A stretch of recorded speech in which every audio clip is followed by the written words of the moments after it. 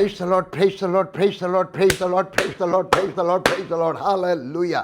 കിടക്കട്ടെ അന്തരീക്ഷത്തിൽ ആകാശത്തൊരു 10,000 കോടിക്ക് സ്തോത്രം. ഹാലലുയ. നിങ്ങളുടെ വീടിൻ്റെ ചുറ്റും ഞാൻ നടക്കാൻ രാവിലെ പോകും, സ്തോത്രം പറഞ്ഞാൽ നടക്കുന്നത്, അന്യഭാഷ പറഞ്ഞാൽ നടക്കുന്നത്, മെസ്സേജ് കേൾക്കും, പലതും ചെയ്യും. എനിക്കൊരു നല്ല വിശ്വാസമുണ്ട്, ഞാൻ ചെല്ലുമ്പോൾ ഏതെങ്കിലുമൊക്കെ സാത്താന്യ ശക്തികളുണ്ടെങ്കിൽ ഞാൻ മാറിപ്പോയി. എങ്ങനെ വേണം, നമ്മളൊരു ടോർച്ച് അടിക്കുന്ന സമയത്ത് ചിലർ ടോർച്ച് ലൈറ്റ് എന്ന് പറയും, ടോർച്ചിൻ്റെ ലൈറ്റ് എന്ന് വേണമെങ്കിൽ പറയാം അല്ലേ, പക്ഷേ ടോർച്ച് എന്ന് പറയുന്നതാണ് ശരി കേട്ടോ. അപ്പോൾ ഒരു ഇരുട്ടുള്ള രാത്രിയിൽ ടോർച്ച് അടിക്കുന്ന സമയത്ത് എങ്ങനെയാണോ ഇരുട്ട് മാറിപ്പോകുന്നത്, അതുപോലെ ഞാൻ ചെല്ലുന്ന സമയത്ത് അന്ധകാര ശക്തികളൊക്കെ മാറിപ്പോകും. എൻ്റെ വിശ്വാസമാണ്. കാരണം എന്നിലുള്ളവൻ ഈ ലോകത്തിലുള്ളവനേക്കാൾ വലിയവനാണ്.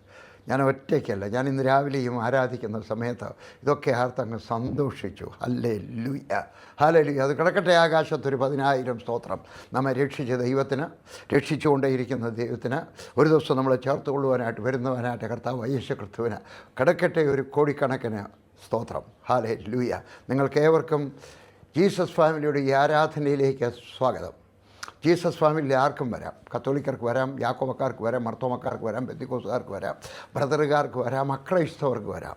നമ്മളെല്ലാവരും കൂടെ ദൈവത്തെ ആരാധിക്കുവാൻ, ദൈവത്തിൻ്റെ വചനം പഠിക്കുവാനുള്ള ഒരു പൊതുവായിട്ടുള്ള ഒരു പ്ലാറ്റ്ഫോമാണ് ഇത്. കർത്താവ് നിങ്ങളെ അനുഗ്രഹിക്കട്ടെ. നമ്മുടെ പക്കൽ ഏകദേശം ഒരു 1.5 മണിക്കൂറുണ്ട്. 1.5 മണിക്കൂറിനകത്ത് നമുക്ക് ദൈവത്തിൻ്റെ വചനം കുറച്ച് വിശാലമായിട്ട് പഠിക്കാം. നിങ്ങൾക്കറിയാൻ വയ്യാത്ത കാര്യമൊന്നും ഞാൻ പഠിപ്പിക്കുന്നുവെന്ന് വിചാരിക്കുന്നില്ല. എങ്കിലും ദൈവം എനിക്ക് തന്നിട്ടുള്ള ആശയം നിങ്ങളുമായിട്ട് പങ്കുവയ്ക്കുവാൻ ആഗ്രഹിക്കുകയാണ്. ഇത് ആദ്യമായിട്ട് ഒരു ഉദ്ധരണി. ആരാണിത് പറഞ്ഞത്? മാർട്ടിൻ ലൂതർ പറഞ്ഞതാണ്. Faith is a living daring confidence in God's grace, so sure and certain that a man could stake his life on it 1,000 times. ഞാൻ രാവിലെ വായിച്ചിട്ടങ്ങ് സന്തോഷിച്ചു. മലയാളത്തിൽ പറയട്ടെ, വിശ്വാസം എന്നതോ ദൈവകൃപയിലുള്ള ജീവനുള്ള സാഹസികമായ ആത്മവിശ്വാസമാണ്. ഒരാൾക്ക് തൻ്റെ ജീവൻ അതിന്മേൽ 1000 തവണ പണയപ്പെടുത്താവുന്നത്ര ഉറപ്പും നിശ്ചയമുള്ളതാണ്, സാഹസികമായിട്ടുള്ളത്. ഹല്ലേലൂയ. ഒരു ഡയറി. ഹല്ലേലൂയ. മറ്റാർക്കും ചിലപ്പോൾ ചെയ്യാൻ ഒക്കാത്തതായിട്ടുള്ള, ഞാൻ ചെയ്തിട്ടുള്ളതിൽ ഏറ്റവും വലിയ ഡെയറിങ് സാഹസികമായ കാര്യം വണ്ടിക്കൂലി ഇല്ലാതെ കേരളത്തിലേക്ക് യാത്ര ചെയ്തതാണ്. കളർ ടിക്കറ്റ് എടുത്തൊന്നുമല്ല കേട്ടോ, ഞാനൊരിക്കൽ പറഞ്ഞിട്ടുള്ളതാണ് അല്ലേ. എങ്കിലും ഒന്നുകൂടെ പറയട്ടെ ആ ഡെയറിങ്ങിൻ്റെ വിശ്വാസം. ഇന്ന് വീണ്ടും ഒരിക്കലൂടെ ചെയ്യാൻ പറഞ്ഞാൽ ഞാൻ ചെയ്യത്തില്ല. അന്ന് എനിക്ക് ചെയ്യാനുള്ള ഒരു തൻ്റെ ഇടം ഉണ്ടായി, ഒരു നടത്തിപ്പുണ്ടായി എന്ന് പറയാം. എനിക്ക് നാട്ടിൽ പോകണം. പപ്പ എനിക്ക് എഴുതി, മോനെ നിൻ്റെ ഞാൻ പപ്പായുടെ മൂത്ത മോനാണ്, സ്വപ്നമാണ് പപ്പായുടെ. പറഞ്ഞു, നിൻ്റെ മൂത്ത മോനെ കാണാൻ എനിക്ക് ആഗ്രഹം, നാട്ടിൽ വരണം, വേണമെങ്കിൽ വണ്ടിക്കൂലി അയച്ചു തരാം. ഞാൻ പറഞ്ഞു, വേണ്ട, ഞാൻ പ്രാർത്ഥിച്ച് വണ്ടിക്കൂലി ഉണ്ടാക്കിക്കോളാം. പ്രാർത്ഥിച്ചുകൊണ്ടിരുന്നു, വരുന്നില്ല. ഞാൻ എന്തായാലും എൻ്റെ എനിക്ക് അന്നൊരു ഒരു പ്രെയർ ലെറ്ററുണ്ട്, അതിനകത്ത് ഞാൻ എഴുതി എത്രാം തീയതി തൊട്ട് ഞാൻ നാട്ടിലായിരിക്കും. അന്നേരമാണ് നാട്ടിൽ നിന്ന് പെണ്ണമ്മ സന്യാസിനി എന്ന് പറയുന്ന ഒരു ആൻറ്റി, പ്രായമുള്ളവരുടെയൊക്കെ ചോദിക്കണം, മർത്തോമക്കാരുടെ ബന്ധുക്കാരൊക്കെ ചോദിക്കണം, മർത്തോമക്കാർക്കാണ് കൂടുതൽ അറിയാവുന്നത്. ആ ആൻറ്റി ഒരു പ്രൊജക്ടറുമായിട്ടൊക്കെ വന്നൊരു ജോർജ് സഹോദരനുണ്ട്, അത് കല്യാണം കഴിക്കാത്തൊരു ആൻറ്റിയായിരുന്നു. ആ ആൻറ്റിയുടെ കൂടെ ഞാൻ സിനിമയെല്ലാം കാണിച്ചിങ്ങനെ നടക്കുകയാണ്. സാമ്പായിലായിരിക്കുന്ന സമയത്ത് വേറൊരു സഹോദരൻ വന്ന് കയറി, കണ്ടുമച്ചൻ്റെയൊക്കെ ചോദിച്ചു, ഇങ്ങനെ നാട്ടിൽ പോകുന്നത് കണ്ടല്ലോ പ്രെയർ ലെറ്ററിനകത്ത്, ടിക്കറ്റ് ബുക്ക് ചെയ്തത്. ഞാൻ പറഞ്ഞില്ല. ടിക്കറ്റ് ബുക്ക് ചെയ്യാതെ പബ്ലിഷ് ചെയ്തിരിക്കുന്നത് ഞാൻ നാട്ടിലായിരിക്കുമെന്നും പറഞ്ഞുകൊണ്ട്, അങ്ങനെ ചെയ്യരുതിനി. എൻ്റെ വിചാരം ഒരു 300 രൂപ എടുത്തു തന്നു. പറഞ്ഞു, പോയി ടിക്കറ്റ് ബുക്ക് ചെയ്താട്ടെ. ഞാൻ ഇച്ചിരി ദശാംശം കൂടുതൽ കൊടുക്കുന്നതാണ്, അതുകൊണ്ട് ഞാൻ ഇതിനകത്തൊന്ന് 100 രൂപ പറയുന്ന തുകയ്ക്ക് അങ്ങോട്ടും ഇങ്ങോട്ടും വ്യത്യാസം വരും. ഇത് പഴയ കാര്യമല്ലേ, 1972, 76 കാര്യമാണ്. അപ്പം ഞാൻ 100 രൂപ എടുത്ത് വല്യമ്മച്ചി ഈ ആൻറ്റിക്ക് കൊടുത്തു. അമ്മച്ചി എന്ന് പറയാം, വല്യമ്മച്ചി എന്ന് പറയുന്നത് ശരിയല്ല. നിങ്ങൾക്ക് വല്യമ്മച്ചി എന്ന് പറയാം, എനിക്ക് ആൻറ്റി മരിച്ചുപോയി. ആൻറ്റി ദശാംശം കൊടുത്തു, ബാക്കി 200 രൂപ. ഞങ്ങളുടെ ഒരു മാത്യു ജോർജ് ഉണ്ട്, മാത്യു ജോർജിൻ്റെ ഞാൻ പറഞ്ഞു, പോയിട്ട് 2 ടിക്കറ്റ് എടുക്കണം. എവിടത്തേക്കാണ്? പുനലൂരിലേക്ക്. പറഞ്ഞു, 200 രൂപയ്ക്ക് കിട്ടത്തില്ലല്ലോ. ജമ്മുവിൽ നിന്നും, അന്ന് ജമ്മുവിൽ നിന്ന് ട്രെയിൻ കൊണ്ട് തുടങ്ങിയതേ ഉള്ളൂ, ജമ്മുവിൽ നിന്നും ഡൽഹി, ഡൽഹിയിൽ നിന്നും മദ്രാസിൽ നിന്നും പുനലൂർ. ഞാൻ പറഞ്ഞു, ഒരു കാര്യം ചെയ്യും, എവിടെ വരെ കിട്ടുമോ അവിടെ വരെ ടിക്കറ്റ് എടുത്താട്ടെ. എന്താ കാര്യം എന്നറിയാം? ഞാൻ പ്രാർത്ഥിച്ചോണ്ട് ദൈവനെ എഴുതി കാണിച്ചു, ഗോ, ഒരു വെള്ളി അക്ഷരം പോലെ, എനിക്കിപ്പോൾ ഓർമ്മയുണ്ട്, ഗോ. അത് മതിയായിരുന്നു. ദൈവം തന്ന ഒരു ദർശനം, ഒരു വിധം. മാത്യു ജോർജ് ടിക്കറ്റ് ബുക്ക് ചെയ്തുകൊണ്ട് വന്നു. എനിക്കറിയാൻ വയ്യ എവിടെ വരെയാണെന്ന്. എൻ്റെ വിചാരം വിജയവാഡ വരെയാണെന്നാണ്. എന്തായാലും ട്രെയിനിനകത്ത് കയറി ഇരുന്നു. അവിടെ ഞങ്ങളെ യാത്ര അയക്കാനായിട്ട് ജമ്മുവിൽ നിന്ന് ജോർജ് ഊട്ടി ബ്രദർ വന്നിട്ടുണ്ട്, RS പുര ജോസഫ് ബ്രദർ വന്നിട്ടുണ്ട്, പിന്നെ ജോബ് സുഭാഷ് വന്നിട്ടുണ്ട്. അന്ന് ഞങ്ങളുടെ കൂടെ അത്രയും പേരൊക്കെ ഉള്ളൂ. ഈപ്പച്ചൻ ബ്രദറുണ്ട്. ഈപ്പച്ചൻ ബ്രദർ ഇങ്ങോട്ട് വന്നതേ ഉള്ളൂ. ഈപ്പച്ചൻ ബ്രദറിനെ കട്രാസഭ ഏൽപ്പിച്ചിട്ട് പോവുകയാണ്. ഇവരൊക്കെ കരയാൻ തുടങ്ങി. ഞാൻ ചോദിച്ചു, എന്തിനാ കരയുന്നത്? എവിടെ വരെയുണ്ട് ടിക്കറ്റ്? ഞാൻ പറഞ്ഞു വിജയവാഡ വരെ. അത് കഴിയുമ്പോൾ ഞാൻ പറഞ്ഞു ദൈവം എൻ്റെ ഒക്കെ പോകാൻ പറഞ്ഞാൽ എന്നെ പോകാൻ സഹായിക്കും. ആരണ്ടൊക്കെ ചോറൊക്കെ കൊണ്ടുവന്നിട്ടാണ്. ജോർജ് ഊട്ടി വേറെ ചോറൊക്കെ കൊണ്ടുവന്ന്, കുറച്ച് മീൻ കറിയായിട്ടൊക്കെ. അപ്പോൾ എൻ്റെ കയ്യിൽ പൈസയും കുറവാണ്. ഞാൻ പിന്നെ വേറെ പൈസ ഒന്നും അധികമില്ല. ഞാൻ ട്രെയിനിനകത്ത് കയറിയിരുന്നു. ട്രെയിൻ നീങ്ങാൻ തുടങ്ങിയപ്പോൾ ലില്ലി കരയാൻ തുടങ്ങി. ഞാൻ ചോദിച്ചു, കൊച്ചേ താനെന്തിനാടോ കരയുന്നേ? പറഞ്ഞു, നോക്കിയ സാറാ ചിരിച്ചു, പക്ഷേ ഈ സാറായ്ക്ക് കരച്ചിൽ വരുന്നു. നമ്മൾ വിജയവാഡ ചെന്ന് കഴിയുമ്പോൾ ഇറങ്ങാൻ TTR പറഞ്ഞാൽ ഞാൻ പറയത്തില്ല. ദൈവം നമ്മളെ വീട്ടിൽ മദ്രാസിൽ കൊണ്ടുപോകും, അവിടുന്ന് പുനലൂർ കൊണ്ടുപോകും. ദൈവം പറഞ്ഞെങ്കിൽ അങ്ങനെ ചെയ്യും. ഏതായാലും ട്രെയിൻ നീങ്ങി. ട്രെയിനിനകത്തുനിന്ന് ഞങ്ങൾ നാഗപ്പൂരി വന്നു. നാഗപ്പൂരി വന്നു കഴിഞ്ഞപ്പോൾ വെളിയിൽ ഓറഞ്ചൊക്കെ വെച്ചിട്ടുണ്ട്. ഓറഞ്ച് സിറ്റി എന്നാണ് നാഗപ്പൂരിന് പറയുന്നത്. എൻ്റെ മോന് ഓറഞ്ച് വലിയ ഇഷ്ടമാണ്. അവനിൽ നിന്ന് എനിക്ക് കിട്ടിയതായിരിക്കും. എനിക്ക് ഓറഞ്ച് വലിയ ഇഷ്ടമാണ്. അവൻ്റെ മോന് പറഞ്ഞ, ഡാഡി സന്തറ ഓറഞ്ച് ഇരിക്കുന്നു. ഞാൻ പറഞ്ഞു, ഇങ്ങോട്ട് നോക്കണം. എൻ്റെ പൈസയില്ല, എൻ്റെ ആകെ 25 പൈസയേ ഉള്ളൂ. വീട്ടിൽ നിന്ന് കുറച്ച് പൂരിയൊക്കെ ഉണ്ടാക്കിക്കൊണ്ട് വന്നുകൊണ്ട് നടക്കുകയാണ്. പറഞ്ഞു സന്തറ. ഞാൻ ചോദിച്ചു. ഇച്ചിരി കഴിഞ്ഞ് പിന്നെ അവൻ സന്തറ. അപ്പോൾ ട്രെയിൻ ഇച്ചിരി കൂടുതൽ നേരം നിർത്തും നാഗപ്പൂരിൽ, കാരണം സാധനങ്ങളൊക്കെ ലോഡ് ചെയ്യണം. ഞാൻ അവനെയും കൊണ്ടങ്ങ് വെളിയിലോട്ട് ഇറങ്ങിയപ്പോൾ ഒരാൾ ഓടി ഇങ്ങനെ പോകുമ്പോൾ ഞാനുമായിട്ട് അങ്ങ് കൂട്ടിയിടിച്ചു. ഞാൻ ചോദിച്ചു, എന്താ കണ്ണ് കാണത്തില്ലയോ? അയാളെൻ്റെ ചോദിച്ചു, തനിക്ക് കണ്ണ് കാണത്തില്ലയോ? എന്നിട്ട് എൻ്റെ മുഖത്തോട്ട് നോക്കിക്കൊണ്ട് പറഞ്ഞു, ജമ്മു കാശ്മീരിൽ സുവിശേഷ വേല ചെയ്യുന്ന PG ഒരീക്ഷല്ലേ? പറഞ്ഞാൽ നിങ്ങളെ ഓർമ്മയില്ലേ എന്നെ? എൻ്റെ പേര് ഗുഡേ എന്നാണ്. ഞാനൊരിക്കൽ ഡൽഹിയിൽ വന്ന് കഴിഞ്ഞപ്പോൾ റോഡിൽ കൂടെ നടക്കുകയാണ്, വലിയ ഭയങ്കര വെയിലത്ത്, സൂട്ട് കേസും കൊണ്ട്.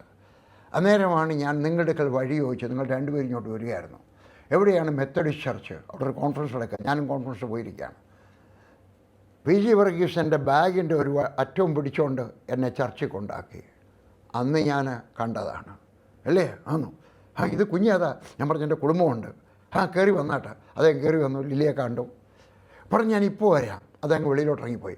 എനിക്ക് വലിയ സന്തോഷം. എനിക്കറിയാമായിരുന്നു ഇദ്ദേഹം ഓറഞ്ച് വാങ്ങിക്കാൻ പോയതാണ്. എൻ്റെ ദൈവം, എൻ്റെ കൊച്ചൻ്റെ വായിലെ വെള്ളം കണ്ടല്ലോ, എൻ്റെ വായിലെയും വെള്ളം.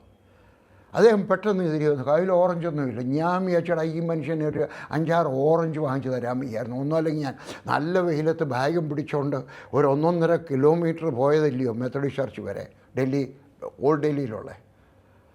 അത് പുറത്ത് വിസിലടിച്ചു. TTR വിസിലടിച്ചാൽ പറഞ്ഞു ആ ട്രെയിൻ പോകാമ്പോൾ ഞാൻ ഇറങ്ങട്ടെ. എന്നിട്ട് അയാൾ ഡയറി ഉണ്ടായിരുന്നു. ആ ഡയറിക്കകത്തുനിന്ന് ഒരു കവർ എടുത്തുമ്പോൾ പറഞ്ഞു, ഞാൻ ഈ കവർ വാങ്ങിക്കാൻ പോയതായിരുന്നു. ഇതിനകത്ത് കുറച്ച് രൂപയുണ്ട്, നിങ്ങളുടെ വണ്ടിക്കൂലിക്കും ചിലവിനും വേണ്ടിയാണ്.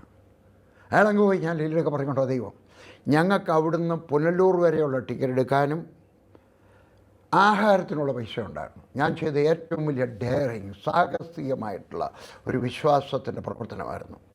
കാരണം അത് വഴിയിൽ ഇറക്കിപ്പെട്ടാൽ പൈസ കുഴിച്ചിട്ടിട്ട് പുരയിടം വാങ്ങിച്ചതൊക്കെ വേറൊരു കാര്യം, കിട്ടിയില്ലെങ്കിൽ പോയി. ഇതല്ല, വഴിയിൽ ഇറങ്ങി പോയി കഴിഞ്ഞാൽ അവിടെ ആരെങ്കിലും പരിചയമുണ്ടോ? വിജയവാഡയിൽ ആരെയും പരിചയമില്ല. പക്ഷേ ദൈവത്തിൻ്റെ ഗോ എന്ന് എഴുതി കാണിച്ച ആ ധൈര്യത്തിനകത്ത് ഞാൻ യാത്ര ചെയ്താണ്. അപ്പോൾ നമുക്കും വിശ്വാസം എന്ന് പറയുന്നത് ഒന്നുകൂടെ ഞാൻ വായിക്കാം. വിശ്വാസം ദൈവകൃപയിലുള്ള ജീവനുള്ള സാഹസികമായ ആത്മവിശ്വാസമാണ്. ഒരാൾക്ക് തൻ്റെ ജീവൻ അതിന്മേൽ 1000 തവണ പണയപ്പെടുത്താവുന്നത്ര ഉറപ്പും നിശ്ചയമുള്ളതാണ്. നമുക്ക് എഴുന്നേറ്റ് നിൽക്കാം. എല്ലാവർക്കും നിങ്ങൾ എവിടെ ആയിരിക്കുമെന്ന് വെച്ചാൽ അവിടുന്ന് എഴുന്നേറ്റ് നിൽക്കാം. എന്നിട്ട് നമുക്ക് വിശ്വാസ പ്രഖ്യാപനം ചെയ്യാം. വിശ്വാസ പ്രഖ്യാപനം വേദപുസ്തകം കയ്യിലെടുത്താട്ട്, എന്നിട്ട് ഞാൻ പറയുന്നത് പോലെ എന്നോടൊപ്പം പറഞ്ഞാട്ട്. ഇതെൻ്റെ ബൈബിളാകുന്നു പറഞ്ഞാട്ട്. ഞാൻ ഈ ബൈബിളിൽ പറഞ്ഞിരിക്കുന്നത് പോലെ തന്നെയാകുന്നു പറഞ്ഞാട്ട്. ഈ ബൈബിൾ പറയുന്നതെല്ലാം എനിക്കുണ്ട്. ഈ ബൈബിൾ പറയുന്നത് പോലെയെല്ലാം എനിക്ക് ചെയ്യുവാൻ കഴിയും.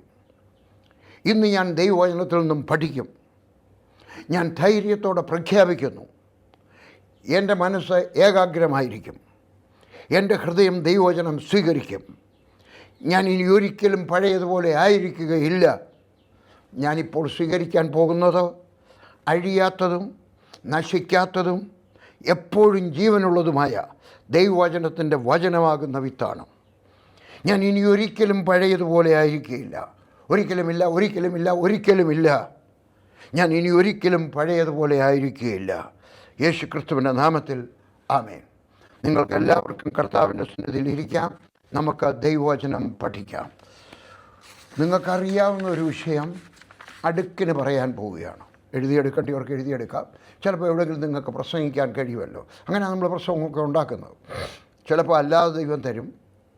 ചിലപ്പം വേറൊരാൾ തരുന്ന പ്രസംഗ വിഷയം എടുത്തിട്ട് നമുക്കിഷ്ടമുള്ള രൂപത്തിൽ മെനഞ്ഞെടുക്കുന്നതായിരിക്കാം.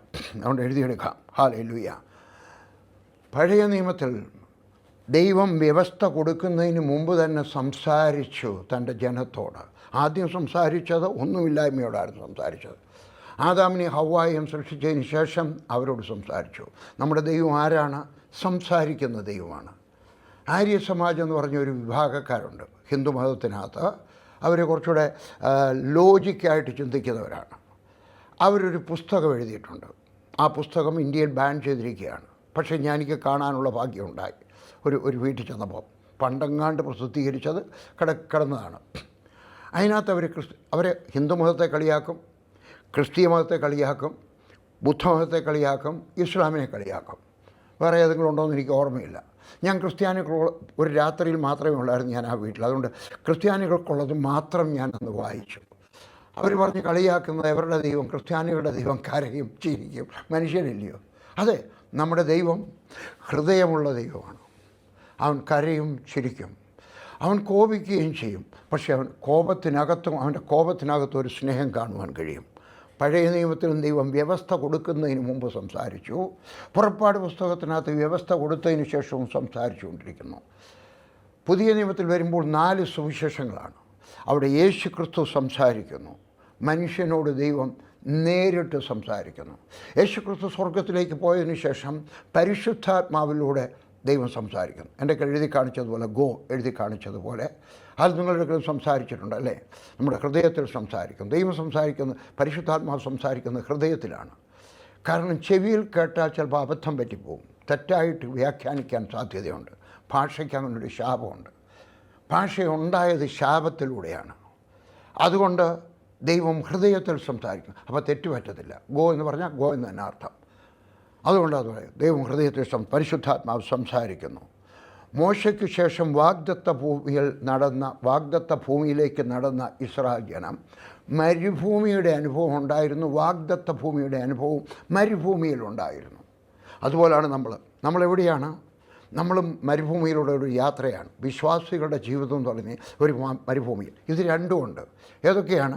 മരുഭൂമിയുടെ അനുഭവവും വാഗ്ദത്ത ഭൂമിയുടെ അനുഭവവും രണ്ടും നമുക്ക് ഈ ഭൂമിയിൽ ഉണ്ടാകും. വാഗ്ദത്ത ഭൂമിയിൽ എന്താണ് വാഗ്ദത്തം? അത് മരുഭൂമി യാത്രയിലൂടെ നമുക്ക് വിജയം തരികയാണ്. നമ്മൾ വിചാരിച്ചു രക്ഷിക്കപ്പെട്ടതിന് ശേഷം നമുക്ക് ഒരു പ്രയാസവും ഇല്ല, എല്ലാം പ്രാർത്ഥിക്കുന്ന ഉടനെ കിട്ടി, ജോലി കിട്ടി, വീട് കിട്ടി, വീടം കിട്ടി, നല്ല ആരോഗ്യം കിട്ടി. നമ്മൾ ബലം പ്രാപിക്കത്തില്ല കേട്ടോ. ഒരു മനുഷ്യൻ, നിങ്ങൾ അറിയാവുന്ന ഒരു കാര്യമാണ്, ആ മനുഷ്യൻ വെറുതെ ഇരുന്ന് 3 നേരം കഴിക്കുക, എന്തുമായിരിക്കും? രോഗിയായിപ്പോവും. അയാൾ നടക്കുമ്പോൾ കളയ്ക്കുമ്പോൾ ദൈവം മനുഷ്യനെ ഉണ്ടാക്കിയതോടാണ്. അപ്പം മരുഭൂമിയിലെ യാത്രയ്ക്കകത്ത് അവർക്ക് വിജയം കൊടുത്തു. എന്തിനകത്ത് വിജയം കൊടുത്തു? യുദ്ധത്തിനകത്ത് വിജയം കൊടുത്തു. അപ്പം നമ്മുടെ ജീവിതത്തിനകത്തും യുദ്ധമുണ്ട്. ഞാൻ ഒരിക്കൽ പറഞ്ഞു, യുദ്ധമില്ലാത്തതിൻ്റെ അർത്ഥം ജീവനുള്ള ഒരു മനുഷ്യൻ്റെ ശരീരത്തിനകത്ത് ജീവനുള്ള കാലത്തോളം അദ്ദേഹത്തിന് യുദ്ധങ്ങളുണ്ട്. യുദ്ധം നിൽക്കുമ്പോൾ മനസ്സിലാക്കണം ജീവൻ പോയെന്ന്. ഏത് യുദ്ധം? ആത്മീകമായിട്ടുള്ള യുദ്ധം. ഏതെങ്കിലുമൊക്കെ പോരാട്ടം, ഏതെങ്കിലുമൊക്കെ ദുശ്ചിന്ത വരാം. സകലർക്കും വരാം, പുരുഷന്മാർക്കും വരാം, സ്ത്രീകൾക്കും വരാം, ഏത് വിധത്തിലും വരാം. അസൂയ, കുശുമ്പ, എവനെ ഒന്ന് ശരിയാക്കിയിട്ടേ പോകത്തുള്ളൂ, എവനെ ഞാനൊന്ന് കഷ്ടപ്പെടുത്തിയിട്ടേ പോകത്തുള്ളൂ. എൻ്റെ അങ്ങനെ ചിലർ പറഞ്ഞിട്ടുണ്ട് അല്ലേ, അവനെ ഒന്ന് ശരിയാക്കണം, ഞാൻ പോകുന്ന പറഞ്ഞാൽ അവന് പേരുദോഷം വരുത്തണം. ഒരാൾ പറഞ്ഞു PG വർഗീസിനെ പറ്റി, പണ്ടാണ് PG വർഗീസിനെ പറ്റി ഞാൻ കുറച്ച് ട്രാക്റ്റ് അടിച്ചിട്ട് വിതരണം ചെയ്യാൻ പോവാം, അദ്ദേഹത്തിന് എവിടെ നോക്കിയാൽ രൂപ വരുന്നതെന്നൊക്കെ എനിക്കറിയാം, അതുകൊണ്ട് അവിടെ എല്ലാം ഞാൻ വിതരണം ചെയ്യും. അത് ചെയ്തില്ല, എനിക്കതിനെപ്പറ്റി പേടിയില്ലായിരുന്നു. എന്താ ഒരു പക, നിങ്ങൾക്കുണ്ടോ പക? ആർക്കെങ്കിലും ദോഷം, നിങ്ങൾക്കാരെങ്കിലും ദോഷം ചെയ്താൽ അവർക്ക് ദോഷം ചെയ്യണമെന്നൊരു പകയുണ്ടോ, ഒരു വിചാരമുണ്ടോ? അത് പിശാചിൽ നിന്നാണ്. അതൊരു ആത്മീയ യുദ്ധമാണ്. ഒരു പെൺകുട്ടിയെ കാണുമ്പോൾ, ഒരു ആൺകുട്ടിയെ കാണുമ്പോൾ, നിങ്ങളുടെ അയലത്തുകാർക്കൊരു നല്ല കാറ് കിട്ടിക്കഴിയുമ്പോൾ, അവരുടെ മകളുടെ വിവാഹം നല്ലൊരു വലിയ വീട്ടിൽ നടന്നു കഴിയുമ്പോൾ, അവർ സുഖമായിട്ട് താമസിക്കുന്നു. നിങ്ങളുടെ മകൾക്ക് മക്കളില്ല, പക്ഷേ അവരുടെ മക്കൾക്ക് 3 മക്കളുണ്ടായി. ഈ സമയത്തൊക്കെ ചെറിയൊരു അസൂയ വരുമോ? അല്ലേ? പണ്ടൊരു ചെറുപ്പക്കാരൻ എനിക്ക് എഴുതി, തലമുടിയുള്ളവരെ കാണുമ്പോൾ എനിക്ക് അസൂയ, കാരണം എനിക്ക് തലമുടി കുറവാണ്. പക്ഷേ ഞാനൊരു കാര്യം തീരുമാനിച്ചു ആദ്യം മുതൽ, അസൂയ ഉണ്ടാകുമ്പോൾ അസൂയ ഉണ്ടാവും. അസൂയ ഇല്ലാത്ത ആരെങ്കിലും പറഞ്ഞു കഴിഞ്ഞാൽ ഞാൻ വിശ്വസിക്കുന്നില്ല. ഉണ്ടായിരിക്കാം, പക്ഷേ എനിക്ക് വിശ്വാസമില്ല. എവിടെയെങ്കിലും വരും. എനിക്കും ചെറുതായിട്ട് അസൂയ വരും. 1973 ഇറ്റാർസി കൺവെൻഷന് ചെന്നപ്പോൾ, ഞാൻ നേരത്തെ പറഞ്ഞൊരു കഥയാണ്, അവിടെ ചെന്ന് കഴിഞ്ഞപ്പോൾ പ്രസംഗിക്കുന്നത് മാങ്ങാനം ജോസഫ് എന്ന് പറയുന്ന IPCയിലെ ഒരു പാസ്റ്ററായിരുന്നു. നല്ല പ്രസംഗം. ഞാൻ എല്ലാം മറന്നുപോയി. ഈ 4-5 ദിവസം അദ്ദേഹം പ്രസംഗിച്ചത് മറന്നുപോയി. പക്ഷേ ഒരു വാചകം മാത്രം ഞാൻ മറന്നിട്ടില്ല. നിനക്ക് അനുഭവിക്കാൻ യോഗമില്ലെങ്കിലും കണ്ട് സന്തോഷിക്കാനുള്ള ഭാഗ്യം ഉണ്ടായിരിക്കണം. എഴുതിയെടുക്കാം. നിനക്ക് അനുഭവിക്കാൻ യോഗമില്ലയോ? നിൻ്റെ മോടെ കല്യാണം നടന്നില്ല, നിൻ്റെ മരുമൊക്കെ കുഞ്ഞുണ്ടായില്ല, നിനക്ക് ചെറിയ വീടാണുള്ളത്, നിൻ്റെ കാറ് നിനക്ക് കാറ് ഇല്ലെന്ന് വിചാരിച്ചോ? പക്ഷേ ഉള്ളവരെ നോക്കിക്കൊണ്ട്, ഞാനങ്ങനെ ചെയ്യും, ഉള്ളവരെ നോക്കിക്കൊണ്ട് സന്തോഷിക്കുവാൻ.